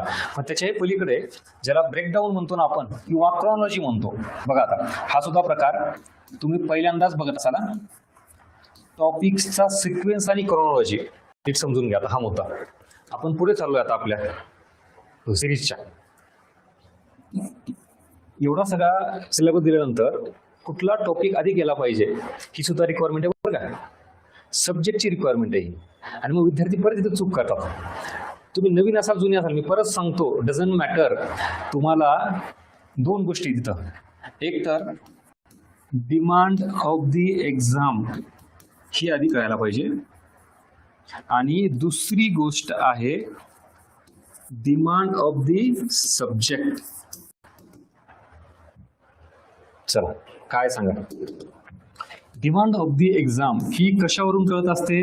एक म्हणजे आयोगाने दिलेला सिलेबस, म्हणजे आपल्याला दिलेले टॉपिक्स, आणि दुसरी गोष्ट कशावरून कळते? PYQ. Yes or no? परीक्षेला काय पाहिजे, हे काय, हे टॉपिक पाहिजे तुम्हाला. मग ते काय आयोगाने दिलेले असू द्यात, PYQ मधले असू द्यात, घेतले मी टॉपिक आहेत ते डिमांड ऑफ द एक्झाम करा अभ्यास, एवढे टॉपिक आहेत.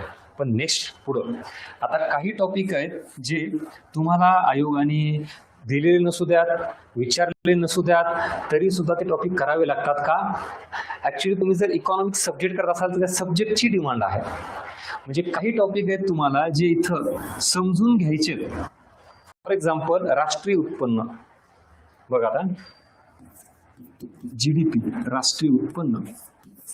तुम्हाला सर आता आम्ही आयोगाने सिलेबस मध्ये मेन्शन केलाय आणि परीक्षेत प्रश्न विचारलेत, आम्ही हा टॉपिक केला, GDP, GNP, NDP, NNP सगळं केलं, आणि राष्ट्रीय उत्पन्न टॉपिक करून तुम्ही परीक्षेला गेले, आता मार्क आलाच पाहिजे. पण विषय हा आहे, मी डिमांड ऑफ दी सब्जेक्ट ज्यावेळेला असं म्हणतो, याचा अर्थ इथं असे टॉपिक जे बेसिकचे आहेत हे तुम्हाला करावे लागणार आहे, आणि हे सब्जेक्टची डिमांड आहे. मग ती परीक्षेची डिमांड असो नसो, डझंट मॅटर, तुम्हाला ते बाय डिफॉल्ट टॉपिक करावे लागतात. हे सगळ्यात मोठं काय म्हणतो आपण त्याला, विद्यार्थ्यांमध्ये अंधार आहे. विद्यार्थ्यांना ह्या गोष्टी माहितीच नाहीत की हे टॉपिक प्रायोरिटीनं आणि फार बेसिकली व्यवस्थित स्ट्रॉंगली करावे लागणार आहेत. उदाहरण या इकडं, राष्ट्रीय उत्पन्न टॉपिक केला तुम्ही, GDP वर प्रश्न आला, विचारला, सॉल्व्ह केला, सगळं केलं.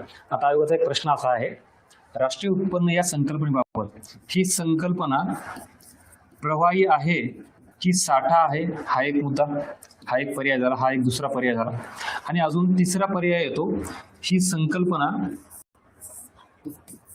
सूक्ष्मलक्षी आहे, सूक्ष्म अर्थशास्त्र ज्याला आपण म्हणतो, मायक्रो इकॉनॉमिक्स. हे हा एक पर्याय, हा दुसरा पर्याय, हा तिसरा पर्याय, आणि अजून चौथा काहीतरी समजा रँडमली असेल. सांगा, हे जे दोन पर्याय आहेत ना, हे दोन हे ठीक आहेत, हे टॉपिक बद्दल आहेत. म्हणजे तुम्ही त्या टॉपिकचा अभ्यास केला, तुम्हाला काही पर्याय बरोबर तिथं करता आले. याचा काय संबंध बरं? हा पर्याय चूक आहे का बरोबर आहे? चला ऑनलाईन पटकन आत्ताच समजून घेतलेली कन्सेप्ट आत्ताच ऍप्लिकेशन करायचं लगेच. जर मी राष्ट्रीय उत्पन्न म्हणत असेल तर ती संकल्पना कशाच्या संबंधित आहे? समग्र, मॅक्रो, नॉट मायक्रो. संपला. बर, हा टॉपिक सिलेबस मध्ये मेन्शन केलाय नाही? बर, आता तुम्हाला डायरेक्टली असा प्रश्न आहे का? सांगा, सूक्ष्म अर्थशास्त्र म्हणजे काय, समग्र अर्थशास्त्र म्हणजे काय? डायरेक्ट प्रश्न आहे नाही. ऍक्च्युअली प्रश्न कुठल्या टॉपिकवर? पण एकतरी पर्याय हा तुम्हाला काय झाला, बेसिक टॉपिकशी संबंधित आला का नाही? म्हणजे तुम्ही जर डायरेक्टली आयोगाने दिलेल्या सिलेबसला धरून अभ्यास केला तर तुम्हाला इथपर्यंत कामाला येईल. पण एकतरी पर्याय तुमचा मिसिंग राहिला का नाही? म्हणजे मिसिंग लिंक आहे ना तुम्हाला, ती घातक ठरेल. आता लक्षात आलं का? ऑनलाईन डेमो मिळाला का तुम्हाला? सांगा. मी काय म्हणतोय, इथं डिमांड ऑफ द एक्झाम तुम्ही पूर्ण करायची, दिलेले सगळे मान्य आहे. At the same time demand of the subject, काही बेसिक टॉपिक आहे ते तुम्हाला पूर्ण करावे लागेल. आणि ह्यासाठी या इकडं टॉपिकचा सिक्वेन्स इम्पॉर्टंट आहे, क्रोनॉलॉजी महत्वाची आहे.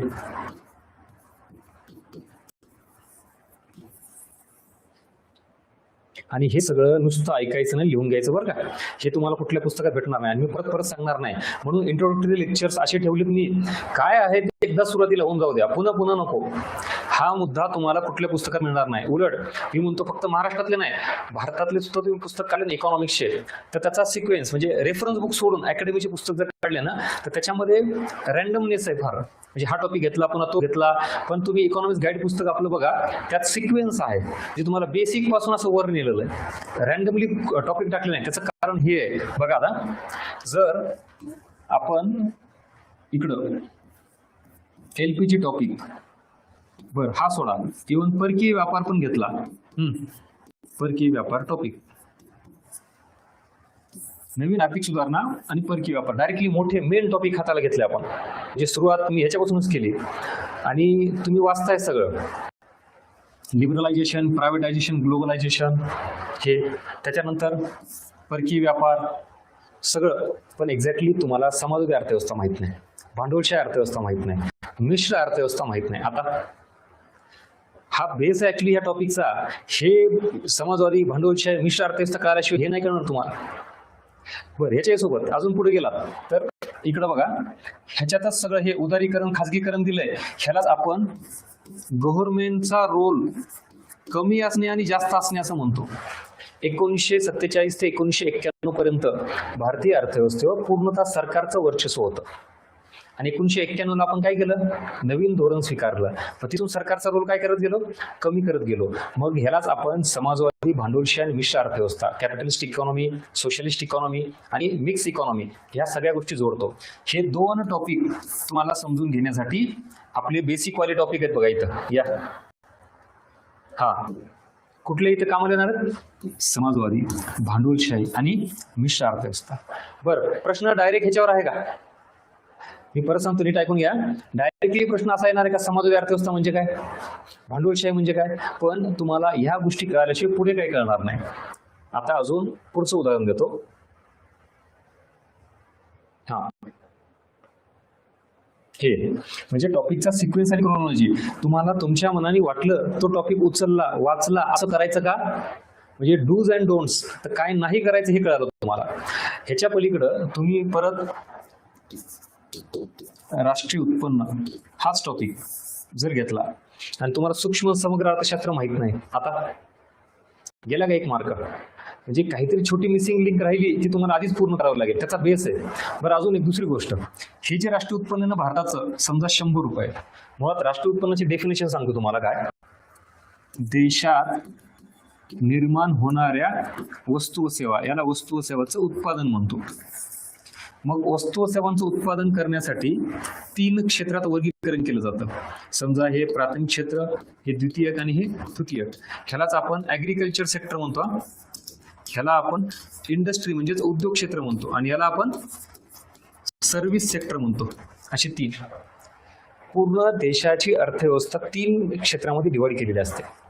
आणि या 3 क्षेत्रामधून वस्तू व सेवा निर्माण होतात. मग याचा काही वाटा, याचा काही वाटा, असं मिळून ज्या वस्तू व सेवांचं उत्पादन आपण मोजतोय ते 100 रुपये असं आलं. यालाच आपण जीडीपी म्हणतो.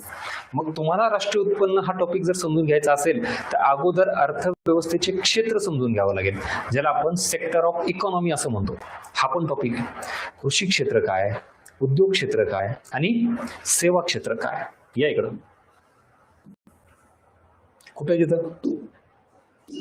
आता ह्या सगळ्या ह्याच्यामध्ये इथं तुम्हाला अर्थव्यवस्थेचे क्षेत्र इकडे कुठेतरी मेन्शन केलेलं आहे. इथं कृषी, उद्योग आणि सेवा क्षेत्र, राईट. मग ते बेसिक मध्ये घ्या, काही घ्या, पण क्रोनॉलॉजी आणि सिक्वेन्स हा नीट समजला का, रॅन्डमली काही उचललं आणि घेतलं असं होत नाही. अजून एक उदाहरण देतो. आता हे उदाहरण अजून जास्त पटण्यासारखं बघा. चलन व पैसा हा एक टॉपिक आहे. त्याच्यानंतर महागाई हा दुसरा टॉपिक आहे. त्याच्यानंतर RBI तिसरा, आणि इकडे येतं बँक. कुठला टॉपिक केला पाहिजे तुम्ही? सर तुम्ही जसं सिक्वेन्स दिला तसं करा. तुम्हाला वाटलं तर आपण महागाई वाचला, मध्येच आरबीआय घेतलं, काही घेतलं. आता बघा याच्यात सिक्वेन्स आणि क्रोनॉलॉजी जर नीट ठेवली तर ऍक्च्युअल हे टॉपिक इंटरकनेक्टेड कसे आहेत हे कळालं आणि त्यातून आउटपुट जास्त मिळतं. इथं चलन व पैसा, मी जर म्हणलं अर्थव्यवस्थेमध्ये लोकांकडे पैशाचं प्रमाण हे जर वाढलं, बघा पहिला टॉपिक काय आहे आपला, चलन व पैसा. वेगवेगळ्या स्वरूपामध्ये सरकारने म्हणा आरबीआयने अर्थव्यवस्थेत पैसा टाकला आणि त्या अर्थव्यवस्थेतील लोकांतील पैशाचं प्रमाण वाढल्यामुळे लोक वस्तू व सेवा याची मागणी जास्त करतील का कमी करतील? जास्त करतील. लोक वस्तू सेवा खरेदी करतील ना. मग जर लोकांकडे पैसा आला तर ऑब्व्हियसली डिमांड वाढणार. मग जर डिमांड वाढली तर याचा परिणाम हा कशावर होणार माहिती? किमतीवर होणार. किंमत काय होणार? वाढणार. किंमत वाढली म्हणजे काय निर्माण झाली? महागाई. म्हणजे आपण ऍक्च्युली कुठल्या टॉपिक पासून सुरुवात केली? चलन व पैसा. आणि मग कुठल्या टॉपिक मध्ये जाऊन पोहोचलो? महागाई. ह्याचा अर्थ महागाई या टॉपिकचा बेस कुठला टॉपिक आहे? चलन व पैसा. ऑनलाईन काय चाललंय कळालं का सांगा? आणि हे गरजेचं आहे का? हे जर आपल्याला आधी कळालं नाही तर तुम्ही नवीन विद्यार्थी किंवा जुने असाल, असंच चाललंय ना मग रँडमली वाच हे टॉपिक, वाच तो टॉपिक. तसं नाही, काहीतरी याला क्रोनॉलॉजी सिक्वेन्स द्या.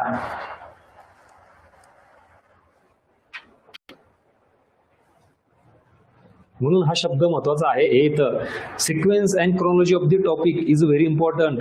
तुम्हाला इकॉनॉमिक्स मध्ये आउटपुट मिळवायचं असेल ना तर नुसता अभ्यास करून चालत नाही, तर या टॉपिकच्या सिक्वेन्स नुसार अभ्यास केला पाहिजे. हा कळतंय ना? Okay, yes. बर, आता आलो आपण महागाई या टॉपिक मध्ये. आता अर्थव्यवस्थेत देशात किंमत वाढलेल्या आहेत वस्तू व सेवांच्या, महागाई निर्माण झाली म्हणल्यानंतर ही महागाई कमी करावं लागेल का नाही? ही कमी करण्यासाठी डिमांड कमी करावं लागेल आणि ह्याच्यासाठी अर्थव्यवस्थेत लोकांकडे पैसा कमी करावा लागेल. मग यालाच आपण चलनविषयक धोरण म्हणतो. म्हणजे अर्थव्यवस्थेत चलन पुरवठा जो वाढलाय तो कमी करायचा आहे त्याच्याविषयीचं धोरण. आता ही महागाई कमी करण्याची मेन जबाबदारी कोणाची आहे? आरबीआयची. म्हणजे आता महागाईचा पुढचा पार्ट म्हणजे कुठला टॉपिक आहे? आरबीआय. आपल्याला माहिती का नाही RBI? Monetary policy, CRR, SLR, bank rate ऐकले का नाही? हे सगळं कशासाठी आहे? महागाई नियंत्रित करण्यासाठी. मग एकंदरीत आता याच्या सोबतच ही जे आरबीआय आहे, ही जे अर्थव्यवस्थेत पैसा गेला, हे व्यापारी बँकांनी कर्ज स्वरूपात दिलेला पैसा आहे आणि मग तो कमी करण्यासाठी आरबीआय कोणावर नियंत्रण ठेवते? व्यापारी बँकावर नियंत्रण ठेवते. म्हणजे हे किती इंटरलिंकिंग आहे का नाही सांगा? किती टॉपिक आहेत टोटल? 4 टॉपिक आहेत, एकमेकांना किती क्लोजली रिलेटेड आहेत. तुम्ही सेपरेटली बँकिंग टॉपिक नाही करू शकत, सेपरेटली आरबीआय नाही करू शकत, सगळ्यांना इंटरकनेक्टेड आहेत. जर मी आता असं म्हणलं आरबीआयनी बँकांकडील पैसा, आता त्यात वेगवेगळे पुढे घटक बघायचे आपल्याला, तो जर कमी केला तर बँक कर्ज देण्याची क्षमता कमी होईल, अर्थव्यवस्थेत पैसा कमी जाईल, त्याच्यामुळे डिमांड कमी होऊन महागाई नियंत्रणात येईल का? आलीच ना. मग म्हणजे जो प्रॉब्लेम सुरू झाला होता तो कोणी सॉल्व्ह केला? आरबीआयने. कोणामार्फत केला? व्यापारी बँकामार्फत.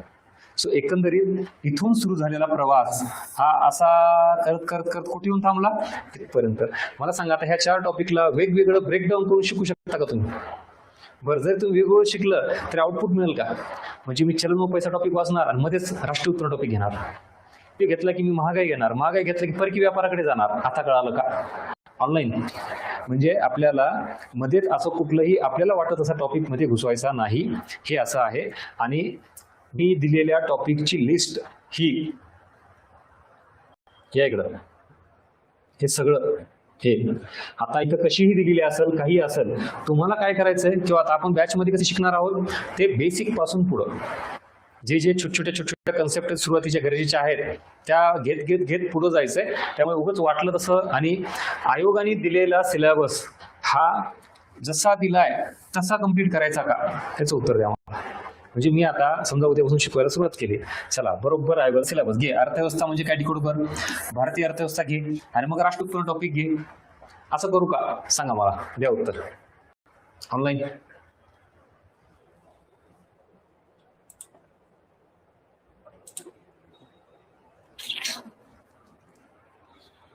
आता असं करून गेला तर काहीही होणार नाही.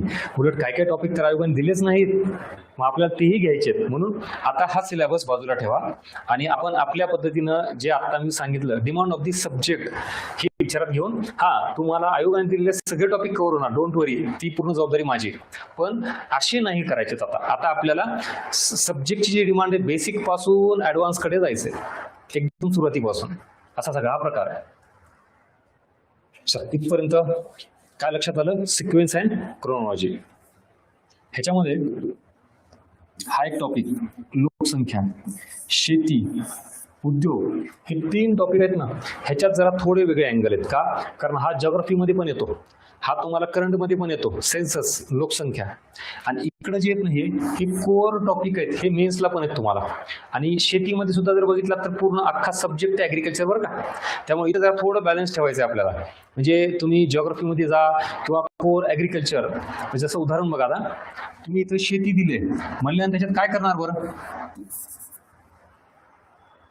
पीक पद्धती, मृदेचे प्रकार, टाइप्स ऑफ सॉइल्स, खत, सिंचनाच्या वेगवेगळ्या पद्धती, हे करणार ना. म्हणजे इकॉनॉमिक्स मध्ये येतं का? Exactly, it is a part of core agriculture किंवा ते जिओग्राफीमध्ये असेल. आता लक्षात आलं? म्हणजे इथे शेती दिले म्हणजे डायरेक्टली ॲज इट इज तशी शेती करू नका. बहुपीक पद्धती, एक पीक पद्धती, अजून काय असेल ते रोटेशन, ते कोर ॲग्रिकल्चर केलं. मेन इकॉनॉमिक्स दिले सोडून तुम्ही. मग आता इथं शेती काय अपेक्षित आहे मला सांगा.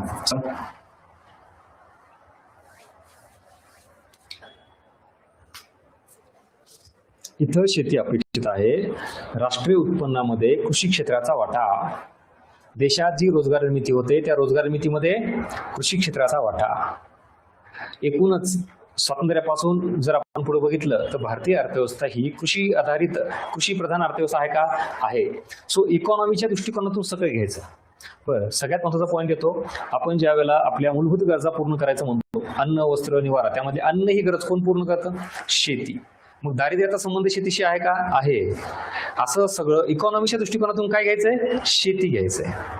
बरं, पंचवार्षिक योजना टॉपिक आहे आपल्याला, आर्थिक नियोजन टॉपिक आहे ना. पंचवार्षिक योजनेमध्ये ज्या वेळेला 1951ला पहिली पंचवार्षिक योजना सुरू झाली तेव्हा पहिल्या पंचवार्षिक योजनेचा मुख्य भर कशावर होता? शेतीवर होता.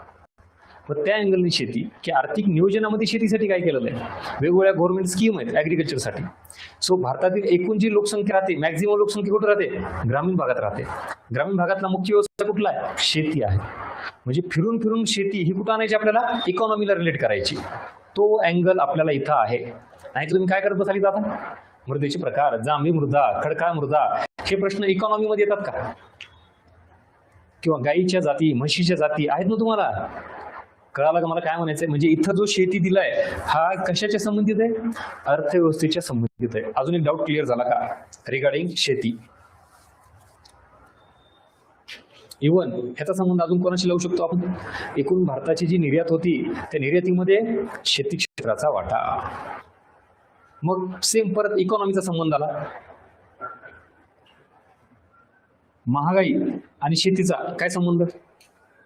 देशातील जी काही डिमांड आहे ती शेती पूर्ण करते. जर शेतीचं प्रोडक्शनच कमी झालं काही कारणाने तर काय होईल? डिमांड जास्त, पुरवठा कमी, किंमत वाढेल का नाही? म्हणजे महागाईचा संबंध सुद्धा शेतीशी जोडता येतो आपल्याला. हे झालं शेतीचे. उद्योगाचं सेम, एकूण देशाच्या राष्ट्रीय उत्पन्नामध्ये उद्योग क्षेत्राचा वाटा, रोजगार निर्मितीमध्ये उद्योग क्षेत्राचा वाटा, निर्यातीमध्ये उद्योग क्षेत्राचा वाटा. म्हणजे जे पॅरामीटर बघितले शेतीला ते कोणाला येतात? उद्योगाला. परत पंचवार्षिक योजनेसोबत लिंक लावून देईल तुम्हाला. दुसऱ्या पंचवार्षिक योजनेचा मुख्य भर कोणावर होता? उद्योग क्षेत्रावर. पहिल्या पंचवार्षिक योजनेचा मुख्य भर शेती क्षेत्रावर. म्हणजे उद्योग, शेती हे जे आहेत ना, हे सेक्टर ऑफ इकॉनॉमी म्हणून अभ्यास करायचे. आणि त्यात मग आता आधीच्या तुलनेत अजून थोडा आयोग कोर एरियाकडे जायला लागलाय. तो एरिया आपण नक्की यावेळेस वाढवूया. ठीक आहे, चला 2 पॉईंट क्लिअर झाले. आता इकडं लोकसंख्येचा संबंध तुम्हाला जिओग्राफीमध्ये पण येतो, पण मग याचा इकॉनॉमीचा काय संबंध सांगा. चला आता हा टॉपिक डिकोड करा. चला, लोकसंख्येचा आणि आपण हे टॉपिक म्हणा किंवा हे सगळे टॉपिक हे इकडचे कुठल्या टॉपिक सोबत लिंक कराल? चला,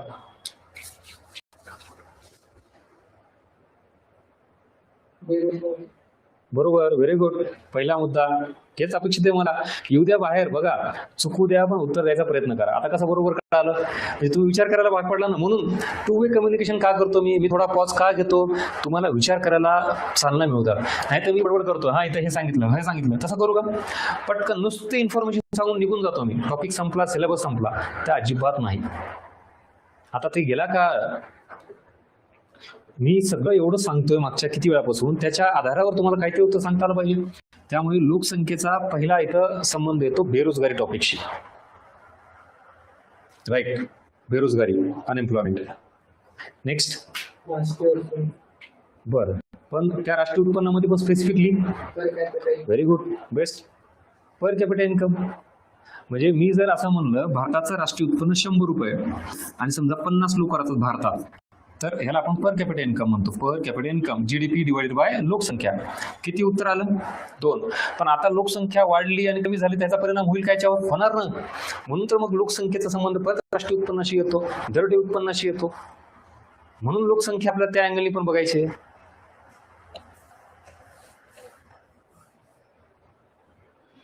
दारिद्र्याचा संबंध येतो, कारण वाढती लोकसंख्या, त्यामुळे वाढतं दारिद्र्य सुद्धा होतं.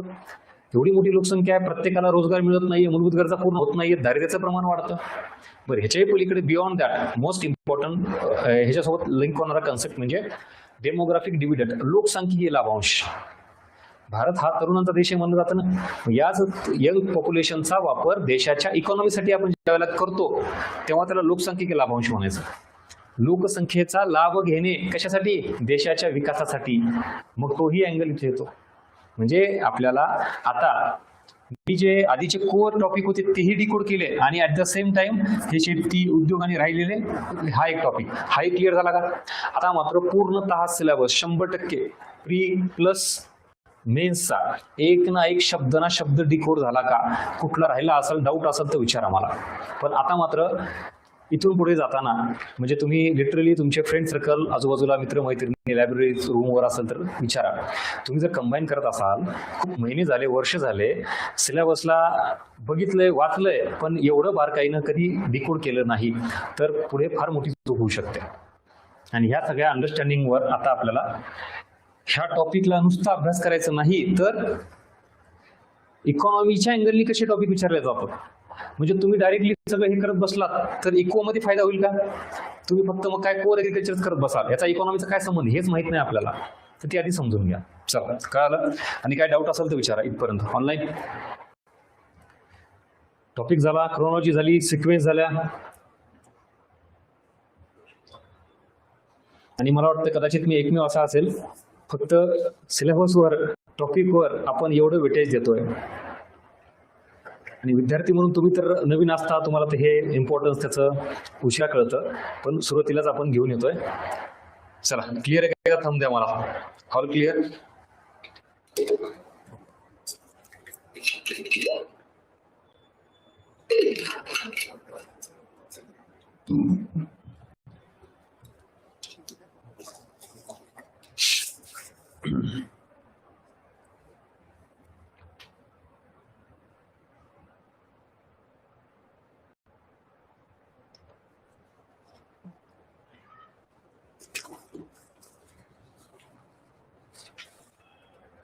हा, ओकेच. आता बघा, याच्याही पुढं आता तुम्हाला परीक्षेमध्ये काय काय येतं?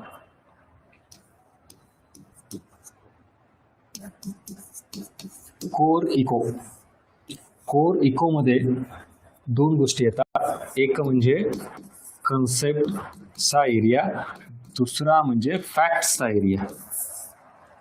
ह्याच्यानंतर मी इकडे घेतोय करंट. करंट मध्ये येतं तुमचं बजेट आणि सर्वे, महाराष्ट्राचा आणि केंद्राचं दोन्हीही. Budget and survey and other सांगतो. आता ऑदर काय ते पण कळतं. हे एक्झाम म्हणजे आता आपण कोर इको त्याचा सिलेबस बघितला. आता अजून पुढे चालू आहे की याची व्याप्ती किती मोठी आहे बघा. आता इकॉनॉमिक्सला नीट समजून घ्या तुमच्या परीक्षेला की एवढा सगळा आवाका जो आहे तो आपल्याला आधी कळाला तर अभ्यास करता येतो. पहिला पार्ट येतो कोरिको मध्ये पण 2 एरिया, त्यानंतर इथं करंटचं. आता करंटच्या नंतर म्हणजे इथं संपलं असं वाटतं तुम्हाला इको. जस्ट तुम्हाला इथं हे करतो, हा बघायच्या पुढं काय.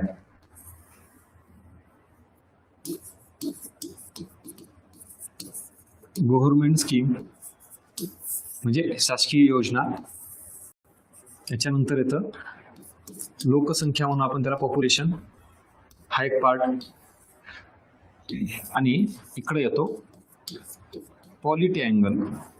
तुम्हाला सर हे काय एवढं लिहून घ्या, एवढे अँगल येतात तुम्हाला, 1 2 3 4 5 काय किती हे करायचे ते लिहून घ्या.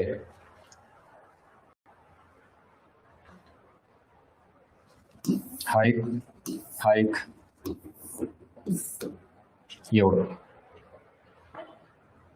आता एक बघू.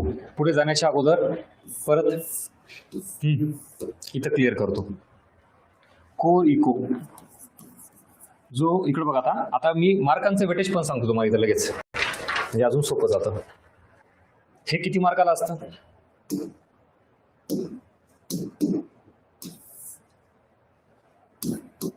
जे तुम्हाला 15 क्वेश्चन येतात फ्रीला, हे सगळे कशावर येतात? कोर इकॉनॉमिक्सवर. त्यात एखादा दुसराच असला तर करंटचा असतो, अदरवाईज सगळे प्रश्न हे तुमचे कशाचे असतात? कन्सेप्टचे आणि फॅक्टचे. म्हणजे एखादा दुसरा अपवाद सोडला तर करंटचा. बरं, मग आता दुसरं तुम्हाला करंट सब्जेक्ट आहे का नाही? चालू घडामोडी विषय आहे का नाही? मग त्या चालू घडामोडीमध्ये काय असतं आपलं? बजेट आणि सर्वे. चालू घडामोडी हा विषय जो करंट म्हणून तुम्ही करता, सब्जेक्ट म्हणून. सो त्या प्रश्नामध्ये एकतर बजेट सर्वेचा असतो किंवा इतर काही करंट असतं जे कशाचे संबंधित आहे? इकोच्या संबंधित आहे. नाही मग समजा इकडे जर नाही आलं तर ते कुठे येतं? इकडे येतं, लक्षात ठेवा. पण एखादा दुसराच असतो इथं, ज्याला मी इथं रेड मध्ये हे करून देतो अपवादात्मक. इकडे आलं तर करंट. बरं, हा 15चा सेट असतो. जनरली तुम्ही प्रश्नपत्रिका बघितली असेल तर सेट असतात ना, म्हणजे इकोचे प्रश्न सुरू झाले की 15 प्रश्न सलग इकोचे असतात. हिस्ट्री, जिओग्राफी असा सेट असतो. त्या सेटमध्ये मी सांगतोय तुम्हाला की आपला हा 15चा सेट आहे. त्याच्या व्यतिरिक्त मग इकडं 1-2 प्रश्न तुम्हाला करंटमध्ये दिसून येतात. आणि ह्याला आपण इकडं जवळपास 2 क्वेश्चनचं वेटेज देऊ, प्लस मायनस. आता हे फिक्स 2च असतो असं अजिबात नाही. गव्हर्नमेंट स्कीम याला सुद्धा आपण 1 किंवा 2, एक तर डेफिनेटली प्रश्न असतोच. कधी कधी गव्हर्नमेंट स्कीमवर 2 प्रश्न येतात. आता शासकीय योजना हा पार्ट म्हणजे कुठला कन्सेप्ट आहे का? हा कुठला टॉपिक आहे का? आता हा जनरल म्हणू किंवा सरकारने जाहीर केलेल्या योजना आहेत. मग त्या कशासाठी असतील योजना? दारिद्र्य, बेरोजगारी, बरोबर का? म्हणजे मग आपला इकडचा जो कोर एरिया आहे ना, बेसिक एरिया, त्याच्या संबंधित इकडे योजना असतात. रोजगार निर्मितीच्या योजना, दारिद्र्य निर्मूलनाच्या योजना, आर्थिक समावेशनाच्या योजना, प्रादेशिक विषमता कमी करण्याच्या योजना. मग ह्या सगळ्या योजना आपल्याला या बेसिक एरियावर येतात, ते इकडे बघायचं. पण हा फॅक्च्युअल एरिया, ह्याच्यात तुम्हाला फार समजून घेणं, अंडरस्टँडिंग असं काही नसतं. ॲज इट इज पाठ करावं लागतं. लोकसंख्या याच्यावर जवळपास 2 प्रश्न धरून चला, फिक्स इन हो. आता ह्याच्यात पण एकतर कशात येईल ते? कोर इकोच्या सेटमध्ये, नाही तर कशात येईल? जिओग्राफीमध्ये येत. ह्याचंही फिक्स आपल्याकडे येईल ते असं अजिबात नाही. मग आता त्याला इकोचा अँगल कुठला आहे? लोकसंख्येचे लाभांश, बेरोजगारी, दारिद्र्य असा कुठला येईल? आपल्या कोर याच्यात येईल. ते लोकसंख्येचं लक्षात ठेवा. बाकी तुम्हाला जन्मदर, मृत्यूदर ते पण आहे ना. बरं, देशातील साक्षरता, सर्वाधिक साक्षर असलेले राज्य कुठले, सर्वाधिक साक्षर असलेले जिल्हे कुठले, कळलं का? म्हणजे तो फॅक्च्युअल एरिया लोकसंख्येचा, तो तुम्हाला जिओग्राफीमध्ये येईल किंवा वेगळं सोडून द्या. म्हणून मी त्याला कोर इकॉनॉमिक्स मध्ये घेतलेलं नाही. आता पॉलिटी, ह्याच्यावर एखादा प्रश्न मिनिमम धरून चला. तुम्हाला सर पॉलिटी विषयात इथं काय संबंध येईल? कोणी सांगेल का बरं? हे जे टॉपिक आहेत ना, हे जे आपण सगळे आधी बघितलेले त्या टॉपिकच्या संबंधित, हा हे सगळे. येस, चला सांगा.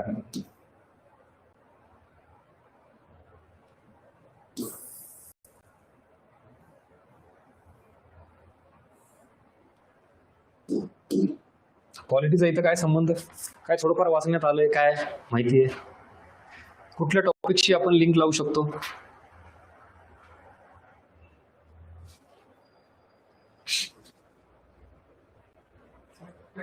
सार्वजनिक वित्त टॉपिक. अर्थसंकल्प, धनविधेयक, वित्त विधेयक ऐकलंय का? मग सर्वप्रथम लोकसभेमध्ये मांडलं जातं, मग राज्यसभेत जातं, मग आपल्याला भलेही आपण इकॉनॉमिक्स शिकत असू, कोर इकॉनॉमिक्सचा जो पार्ट आहे त्याचा संबंध पॉलिटीशी येतो. बरं, साधं उदाहरण घ्या, कर, टॅक्सेशन. सरकार जे कर आकारतं ना, तर सरकारला कायदा केल्याशिवाय कर आकारता येत नाही. मग कायदा म्हणलं की काय आली का राज्यघटना? आणि तो कायदा म्हणजे धनविधेयक आहे. म्हणजे अर्थसंकल्प, साध्या भाषेत सांगतो, अर्थसंकल्प कुठं मांडला जातो? संसदेमध्ये. मग संसद, पॉलिटी अँगल. आता कळालं? हा झाला एक अँगल. ह्याच्या व्यतिरिक्त तुम्ही ज्या वेळेला सिलेबस मधला हा पॉइंट बघा, हा काय, लेखा व लेखापरीक्षण.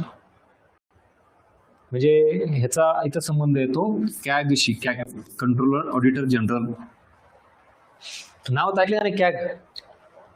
मग कॅगला काय, घटनेत उल्लेख केलेला आहे, आर्टिकल आहे, कॅग नियुक्त करावा लागतो. कॅग काय काम करतं? तर एकूण सरकारचं उत्पन्न आणि खर्च याची तपासणी करतं आणि ते संसदेत सादर करतं. मग परत कॅगचा रोल आला. बरं, हे अजून हे सोडा, इथपर्यंत तुम्ही हे तर ऐकलं असेल ना, वित्त आयोग, फायनान्स कमिशन. मग वित्त आयोगाचा परत संबंध घटनेशी येतो. घटनात्मक दर्जा आहे किंवा घटनेत उल्लेख केलेला दर्जा म्हणण्यापेक्षा ह्याचा एक घटनेत उल्लेख आहे, याला आर्टिकल आहे, कलम आहे किती, जे तुम्ही पॉलिटीमध्ये कलम करता ना, वेगवेगळे आर्टिकल पाठ करता का नाही पॉलिटीमध्ये, मग तिथं त्या वित्त आयोगासंबंधित पण आर्टिकल आहे. आणि मग त्या वित्त आयोगाचा संबंध परत पॉलिटीशी येतो आणि इकॉनॉमीशी सुद्धा येतो. इकॉनॉमीचा काय संबंध? एकूण केंद्राला जे कर उत्पन्न मिळतं ना, त्या कर उत्पन्नाची विभागणी केंद्र राज्यामध्ये ज्या वेळेला होते ते कोण करतं? वित्त आयोग करतं. अशा पद्धतीनं हे करू. लक्षात आलं? आपण जो अर्थसंकल्प मांडतो तो मांडण्यासाठीचं सुद्धा कलम आहे, आर्टिकल आहे, कलम 112. मग संबंध कोणाचा आला? पॉलिटीचा आला. अशा पद्धतीनं एकंदरीत इकॉनॉमिक्स म्हणजे फक्त एवढंच जर तुम्ही समजत असाल तर ह्याचा अर्थ तुम्ही तुमचा स्कोप लिमिटेड करताय. म्हणून मी तुम्हाला काय म्हणलं कालच्या ह्याच्यामध्ये, आपल्या या बॅचमधून तुम्हाला किती मार्क कव्हर होणार आहेत? मिनिमम आकडा घ्या, तुम्हीच सांगा. ही किती झाली इथं? 15. हे फिक्स आहेत का नाही? कोर इकॉनॉमिक्सवर 15 येतात. बरं, करंटवर आपण असं म्हणून एकच धरू, चला 2 ना, एकच आला. कुठलं? बजेट, सर्वे किंवा अदर. 15 आणि 1 16 झाला. इकडं 17, 18, 19, एक जरी धरलं तर किती आकडा केला? अरे 20-28 झाले ना तुम्ही. आता ह्याच्यावर 2 येतात, कधी ह्याच्यावर 2 येतात. म्हणजे तसं बघायला गेलं तर 20-22 आकडा आहे, पण मिनिमम आपण 18 ते 20 ची रेंज कव्हर करणार आहोत फॉर युअर काही इन्फॉर्मेशन या बॅचमधून. अजून क्लिअरिटी आली का आता? आणि हे एवढा मोठा सगळा आवाका आपल्याला बघायचा आहे. चला, आलाय काय लक्षात आलं? हे लिहून घ्या. इकॉनॉमिक्सचा संबंध एवढ्या सगळ्याशी येतो आणि एवढा सगळा आवाका बघा. आता उलट as a faculty, class owner म्हणून मी अशा गोष्टी लपवायला पाहिजे तुमच्यापासून. तुम्हाला मी जेवढं असं ओपन करून देईल याचा अर्थ काय आहे? आता एवढं घ्यावं लागेल, नाही तर काय होतं, हे कोर इकॉनॉमिक्स संपलं. हेच केलं ना आतापर्यंत, मग आउटपुट का नाही मिळत? बरं, हे तर स्ट्रॉंग करायचंच आपल्याला, पण ह्याच्या रिलेटेड हे प्रश्न सुद्धा घ्यायचे आणि ते हळूहळू पुढे क्लिअर होईल तुम्हाला अजून. चला, ऑनलाईन लक्षात आलं का सगळा आवाका एवढा मोठा? आणि इथपर्यंत काय विचारायचे डाऊट आहे सांगा मला. सप्लिमेंटरी एलिमेंट्स म्हणजे काय? तर हे सगळे आपण सप्लिमेंट म्हणतो ना, त्याला पूरक असलेले घटक. मग इकॉनॉमीला पूरक असलेले घटक कोणकोणते आहेत? जो की कोर इकॉनॉमिक्सचा पार्ट नाहीये. आता लोकसंख्या टॉपिक हा इकॉनॉमिक्स मध्ये नाहीये, जिओग्राफीमध्ये, पण तरी इकडे घेतला. पॉलिटी ह्या सब्जेक्टचा जिओग्राफी, आपलं इकोचा संबंध, गव्हर्नमेंट स्कीम, करंट, ह्याला म्हणायचं सप्लिमेंटरी एलिमेंट.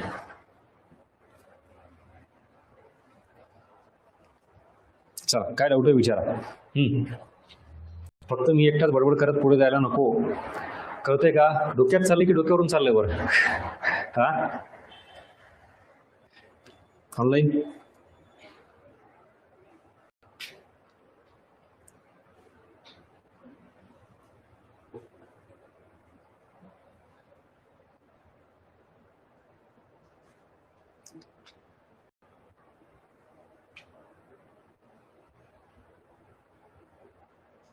हा कळतंय ना? ओके, ठीक आहे. सर प्रचंड मोठा आवाका आहे, खूपच हे आहे, कळालं. आणि आता हे सगळं सांगण्यामागे दाखवण्यामागे उद्देश काय आहे की मी तुम्हाला पहिल्यांदा म्हणलं, जर तुम्ही युद्ध लढत असाल तर युद्धाचा पहिला नियम काय माहिती आहे का? युद्ध जिंकायचं असेल तर शत्रूचा पूर्ण परिचय असला पाहिजे. आणि ह्याच्यावरून तुम्हाला काय कळालं, शत्रू किती मोठा आहे, किती बलाढ्य आहे, आता तुम्हाला किती तयारी करावी लागेल हे आधीच कळायला पाहिजे. आणि याच्यासाठी आता पुढची स्टेज येते बघा, एक एक डिकोड करतो बरं का. आता 2 मिनिटासाठी हे सगळं बाजूला ठेवा. कुठला एरिया? सप्लिमेंटरी एलिमेंट्स ज्याला आपण म्हणतो ते सगळं बाजूला ठेवा. करंट, गव्हर्नमेंट स्कीम, लोकसंख्या, पॉलिटी अँगल पूर्ण बाजूला ठेवा. फक्त फोकस काय करतोय आता? कोर इकॉनॉमिक्सवर. या इकडे कोर इकॉनॉमिक्स. आणि या कोर इकॉनॉमिक्स मध्ये काय येतं याच्यात सांगा? कन्सेप्ट आणि फॅक्ट्स. चला, जे 15 प्रश्न आहेत मी परत म्हणलं, अपवादात्मक करंटचा एखादा आला तर त्यात येऊ शकतं, लोकसंख्येचा अपवादात्मक एखादा येऊ शकतं, पण ऑलमोस्ट 15 प्रश्न हे कशावर असतात? या कोर इकोवर असतात. किंवा आपण याला अजून थोडंफार हे गेलं तर 13 क्वेश्चन. कशामुळं? जर याच्यात कुठला आला तर करंटचा एखादा आला तर, किंवा या 15च्या इकॉनॉमिकच्या सेटमध्ये एखाद्या गव्हर्नमेंट स्कीम पण आयोग टाकतं, किंवा एखाद्या वेळेस काय करतं पॉलिटी अँगल टाकतं, लोकसंख्येचा इकडे प्रश्न एखादा येऊन जातो वगैरे, असं पकडलं तर. पण ऑलमोस्ट 15 क्वेश्चन आपण गृहीत धरू. ह्याच्यामध्ये आता कन्सेप्ट आणि फॅक्ट्स ह्या दोघात नेमका फरक काय मी तुम्हाला त्या दिवशी सांगितलं. जसं की एखादा कुठलाही टॉपिक ज्या वेळेला मी घेतो, कुठलाही, त्या टॉपिकच्या सगळ्या कन्सेप्ट याला आपण कन्सेप्च्युअल एरिया म्हणतो. फॅक्ट्स म्हणजे असा डेटा जो न बदलणारा आहे. उदाहरणार्थ आरबीआयची स्थापना ही 1935 ला झाली. आता काही वर्षांनी 1936 ला होणार आहे का? असं असतं का? नाही ना. ह्याला काय म्हणायचं? फॅक्ट्स. फॅक्ट्स मधले हे कुठले फॅक्ट्स? तर इथं मी स्टॅटिक फॅक्ट्स म्हणतो. न बदलणारे असा शब्द लिहू शकता. आणि बदलणारे फॅक्ट्स म्हणजेच काय? करंट. इथं ज्या वेळेला मी फॅक्ट्सचा विचार करतो, आता फॅक्ट्स मध्ये उदाहरणार्थ बघा, आता तुम्हाला आधारभूत वर्ष ही संकल्पना माहिती का? Base year. मला राष्ट्रीय उत्पन्न मोजायचं आहे तर त्यासाठी एक बेस इयर विचारात घेतलं जातं, जे अगोदर 11-12 होतं, आता 22-23 बरोबर का 23-24 आहे? हेच कन्फ्युजन तुम्हाला परफेक्शनवर बदलायचं आहे. बरं, आता हे आधारभूत वर्ष जे आहे हे जे बदललंय ह्याला मी करंट म्हणू की स्टॅटिक म्हणू? ह्याला करंट म्हणायचं. पण जे मागचं 11-12 होतं ते कशात गेलं? आता स्टॅटिक मध्ये गेलं. कारण आता ते भविष्यात पुन्हा काय 12-13 होणार आहे का? म्हणजे अशी गोष्ट जी न बदलणारी आहे त्याला फॅक्ट्स म्हणायचं. पण ते कुठले फॅक्ट्स? स्टॅटिक फॅक्ट्स, न बदलणारे. उदाहरण, आता तुम्हाला मी जर म्हणलं नीती आयोग आणि राष्ट्रीय किंवा आपलं नियोजन आयोग, जे प्लॅनिंग कमिशन होतं ना, प्लॅनिंग कमिशन बंद केलं आणि काय आणलं? नीती आयोग आणलं. सो प्लॅनिंग कमिशनची स्थापना ही कशात जाईल? स्टॅटिक मध्ये. आणि नीती आयोगाची स्थापना कशात जाईल? करंट मध्ये. पण आता त्याला स्थापना होऊन बरेच वर्ष झाली, 2015, आणि आता काय चालू आहे? 26. म्हणजे खूप पुढे आलो आपण क्रॉस करून.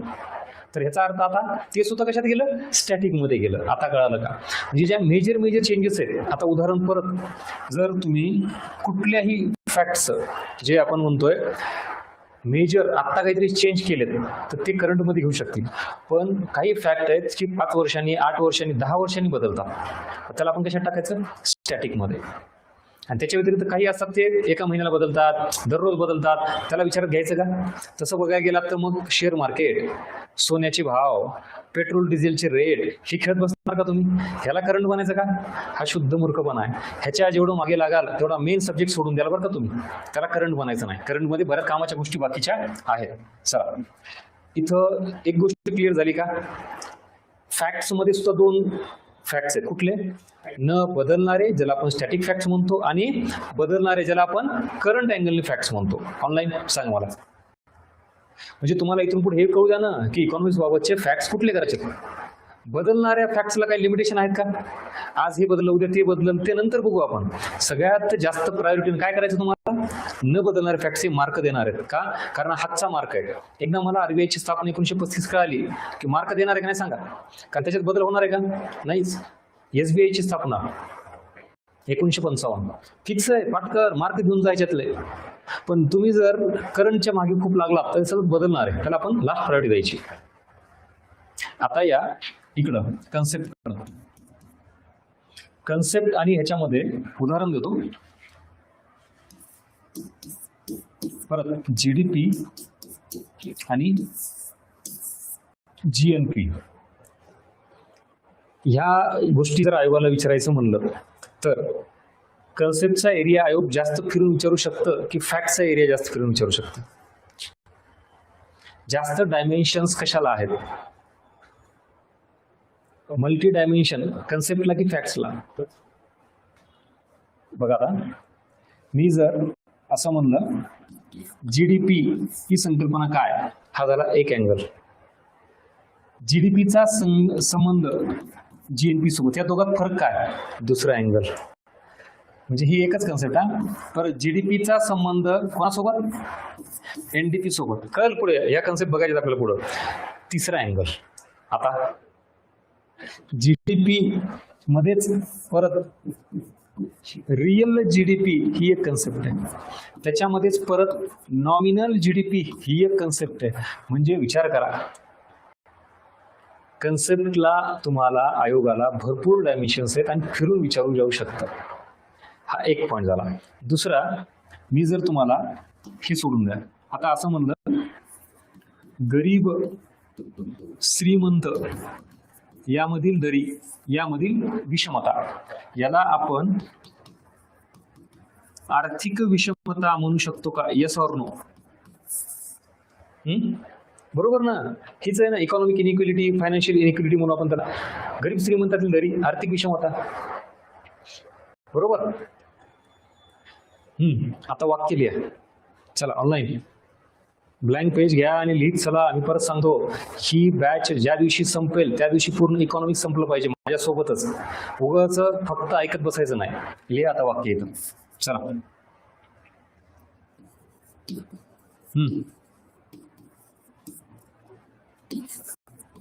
उत्पन्नाचे केंद्रीकरण.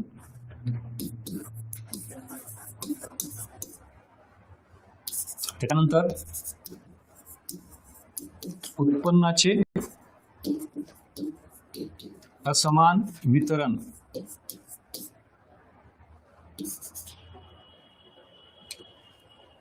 या उत्पन्नाचे केंद्रीकरण, उत्पन्नाचे असमान वितरण.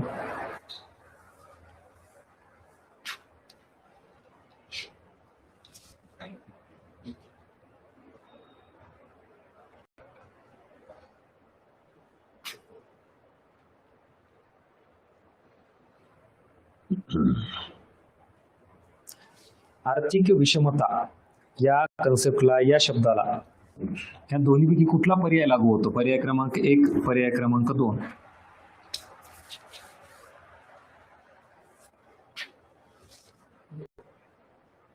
दोन.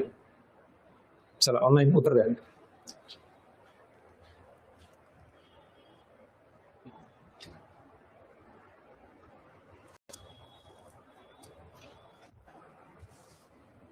बरं, हा लागू होतो.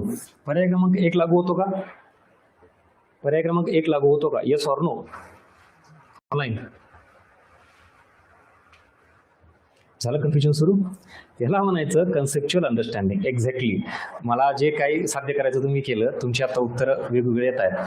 म्हणजे काय तर आता आपली खरी लढाई ही इथं कशाची आहे तर लक्षात घ्या, फॅक्ट्समध्ये जो डेटा येतो तो ॲज इट इज पाठ करतो आपण. कन्सेप्टचं तसं नाही. तुम्ही कन्सेप्ट कशी समजून घेता याच्यावर तुमचा रिझल्ट ठरतो. आर्थिक विषमता ही कन्सेप्ट आहे, पण आयोग आता मी जसं तुम्हाला शिकवलं तसंच विचारल गॅरंटी नाही. म्हणून तुम्ही कधी बघा, आयोगाचे शब्द वाक्यरचना वेगळी असते का पुस्तकापेक्षा? मग हे मी सांगतो स्वतःहून, मी असं नाही म्हणत ॲज इट इज येईल. उलट मी तुम्हाला आत्मनिर्भर बनवतोय. तुम्ही कन्सेप्ट क्लिअर करा. वाक्य आयोगाची वेगळे असणारच आहेत हे मी आजपासून सांगतोय. आता मला सांगा, उत्पन्नाचे केंद्रीकरण. अरे देशातील जे उत्पन्न आहे, इन्कम आहे, ते एकाच ठिकाणी केंद्रीकरण झालंय, त्याचं सेंट्रलाइज झालंय. मग फक्त काही ठराविक लोकांकडेच उत्पन्नाचं केंद्रीकरण झालंय, श्रीमंताकडेच जास्त उत्पन्न आहे. मग हे सुद्धा आर्थिक विषमताच आहे ना. पहिला ऑप्शन त्याला लागूच होतो. आणि उत्पन्नाचे असमान वितरण, म्हणजेच भारतात जर 100 रुपये असेल तर सगळ्यांकडे समान वाटणी आहे का? त्याला नाही, असमान वाटणी आहे. म्हणजेच कोणाकडे फार कमी पैसा, कोणाकडे एकदमच जास्त पैसा. म्हणजे परत काय झालं? गरीब श्रीमंताची लढाई. म्हणजे त्याला काय म्हणायचं? आर्थिक विषमता. म्हणजे हे सुद्धा वाक्य त्याला लागू होतं. So your answer is both statement.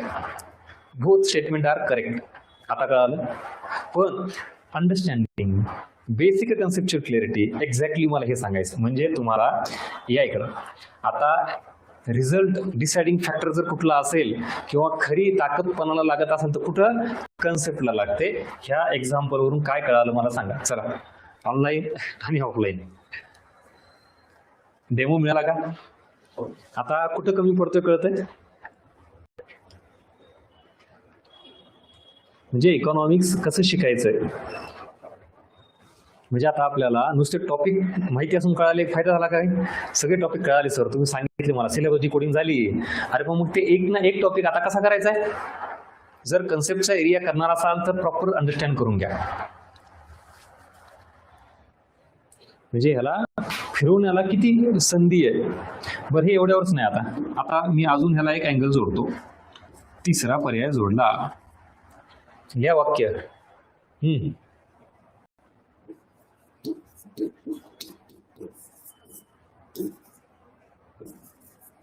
देशातील वाढलेल्या महागाईमुळे आर्थिक विषमता. चल लिहून घ्या.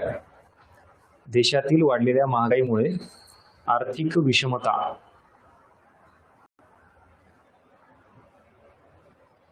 हा, आता रिकामी जागा पूर्ण करा. वाढते का कमी होते? देशातील वाढलेल्या महागाईमुळे आर्थिक विषमता ही वाढते का कमी होते? डिसाईड करा तुम्ही आता.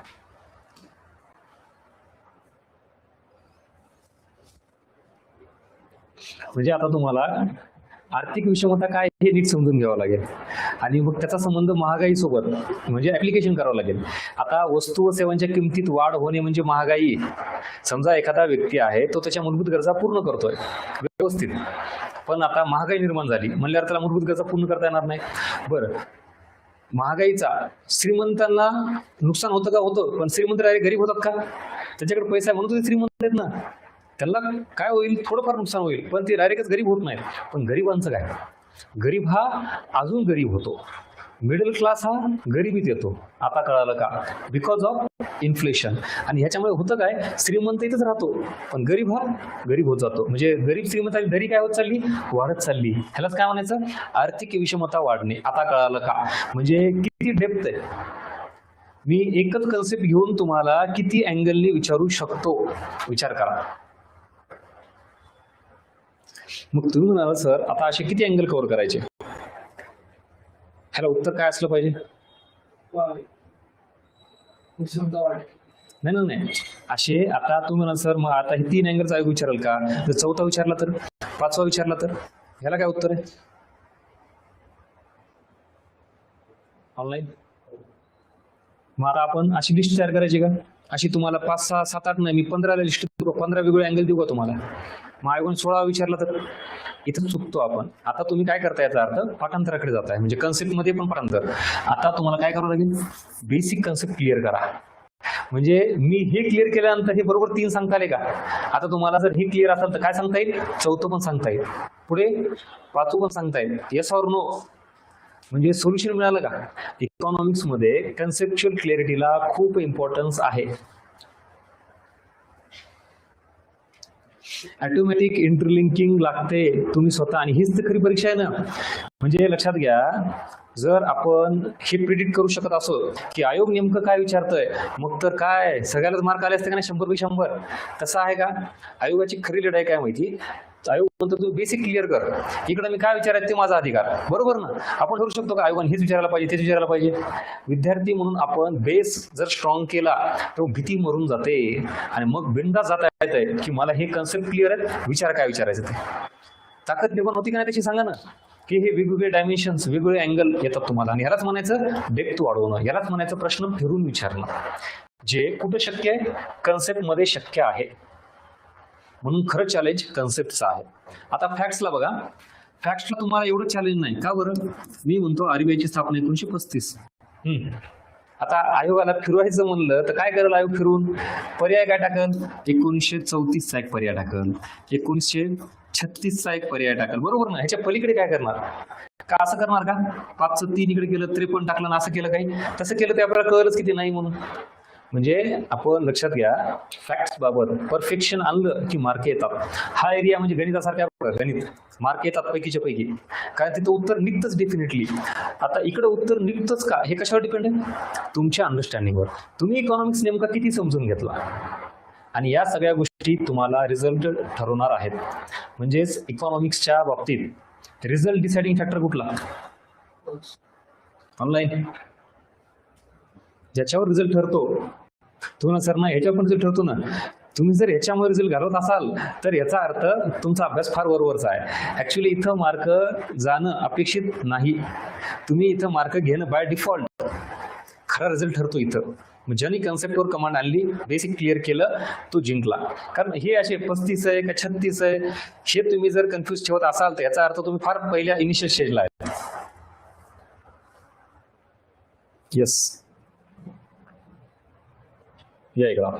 चला, सप्लिमेंटरी एलिमेंट्स इकॉनॉमिक्स, त्याच्यामध्ये कोर इकॉनॉमिक्समध्ये पण कन्सेप्ट आणि फॅक्ट्स. आता अजून नवीन अँगल ओपन झाला का इकॉनॉमिक्सकडे बघण्याचा? इम्पॉर्टन्स काय आहे कळालं का? ह्याला आपण किती सिरियसली घेतलं पाहिजे लक्षात आलं का? चला, सो कालच्या लेक्चरमध्ये आणि आजच्या लेक्चरमध्ये ज्या गोष्टी विद्यार्थी म्हणून माहिती असल्या पाहिजेत आणि त्यातही सुरुवातीला माहिती असल्या पाहिजेत त्या कळत आहेत का? चला, इथपर्यंत सांगा. आता आजच्या लेक्चरमधून परत काय घेतलं?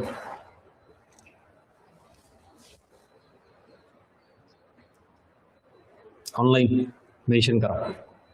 आणि ज्या उद्देशाने तुम्ही आला होता अर्थनीती प्लॅटफॉर्मला, उद्देश साध्य होतोय का? जी डायरेक्शन सुरुवातीलाच पाहिजे ती मिळतीये? एवढा प्रचंड मोठा हवा का? एक एक गोष्ट डिकोड करतोय आपण. यात पण आता अजून थोडं राहिले बरं का, हे संपलं नाही. कन्सेप्ट आणि फॅक्ट्सचं ह्याच्यात काही गोष्टी बाकी आहेत. इकडं हे बेसिक, ह्याला आता एवढं जास्त आपल्याला हे करायची गरज नाही, कारण हा मेन सब्जेक्ट नाहीये. त्यामुळे याच्यातही काय काय गोष्टी आहेत त्या मी तुम्हाला सांगेन आणि मग आपण पुढे जाऊया. चला, इथपर्यंत कालचं आणि आजचं लेक्चर मिळून जी बेसिक अंडरस्टँडिंग विद्यार्थी म्हणून यायला पाहिजे ती तुम्ही घेणं अपेक्षित आहे. ब्लँक पेज घ्या, त्याच्यावर हे सगळं उतरवा. मी काय सांगतोय ते इथं काही लिहून दिलेले मुद्दे लिहून घ्या. त्याच्या व्यतिरिक्त मी एक्सप्लेनेशन खूप करतोय, जसं की इथं ह्याचं एक्झाम्पल सांगितलं, ह्याचं एक्झाम्पल सांगितलं, हे लिहून घेत चला आणि ह्याच्यातून तुम्हाला कळतं की काय अपेक्षित आहे पुढं आपल्याला. चला, ऑनलाईन सांगा काय डाऊट आहे?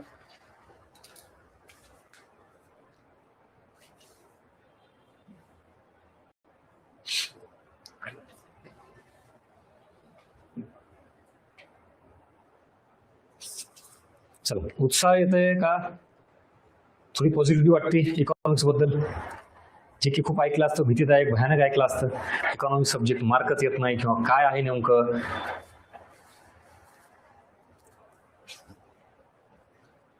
भीती कमी होतीये का भीती वाढतीये?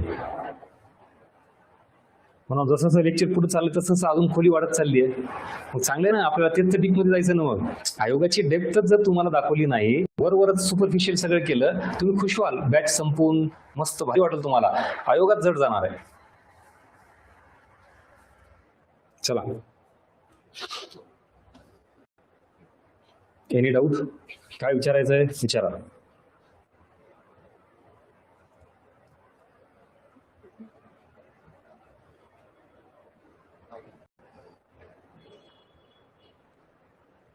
बऱ्याच मुलांचा प्रॉब्लेम रिझल्ट का जातो माहिती? एकतर कन्सेप्ट मध्ये वीक असतात.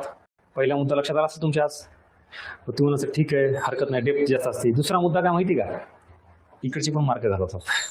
एवढी मोठी ऑपॉर्च्युनिटी, म्हणजे तुम्हाला फॅक्टचे मार्क, हातचे मार्क आहेत, आणि ते सुद्धा जर आपण घेत नसेल तर डायरेक्ट स्पर्धेतून बाहेर पडतो आपण. बरं, this is all about today's lecture.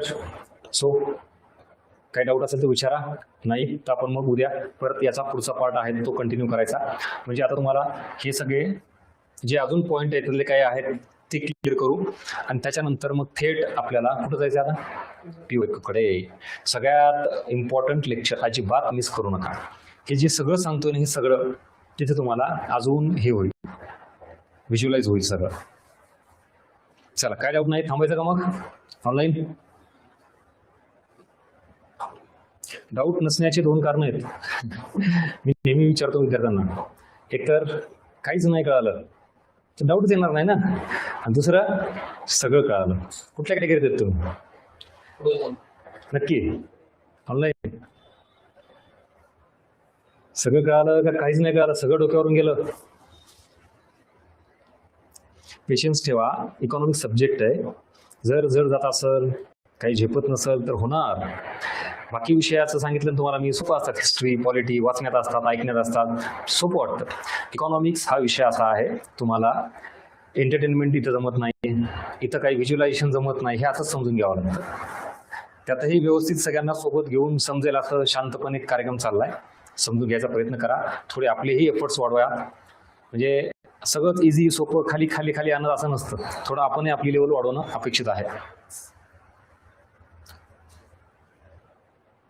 चालतं. आणि बाकी काही डाऊट असेल तर बिंदास ऑनलाईनवाले फोन करा, पुण्यात असेल तर येऊन भेटा.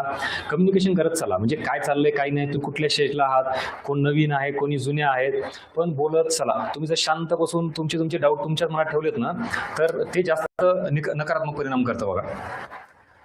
काही वाटू द्या, बिंदास फोन करायचा, इथं विचारायचं, इथं नसेल तर कॉल करून विचारा, मेसेज करा, पण कम्युनिकेशन ठेवा. हा, ऑल क्लिअर आहे ना? ओकेच. चल थांबू, आपण भेटू उद्या सेम टाइम नेक्स्ट टॉपिक.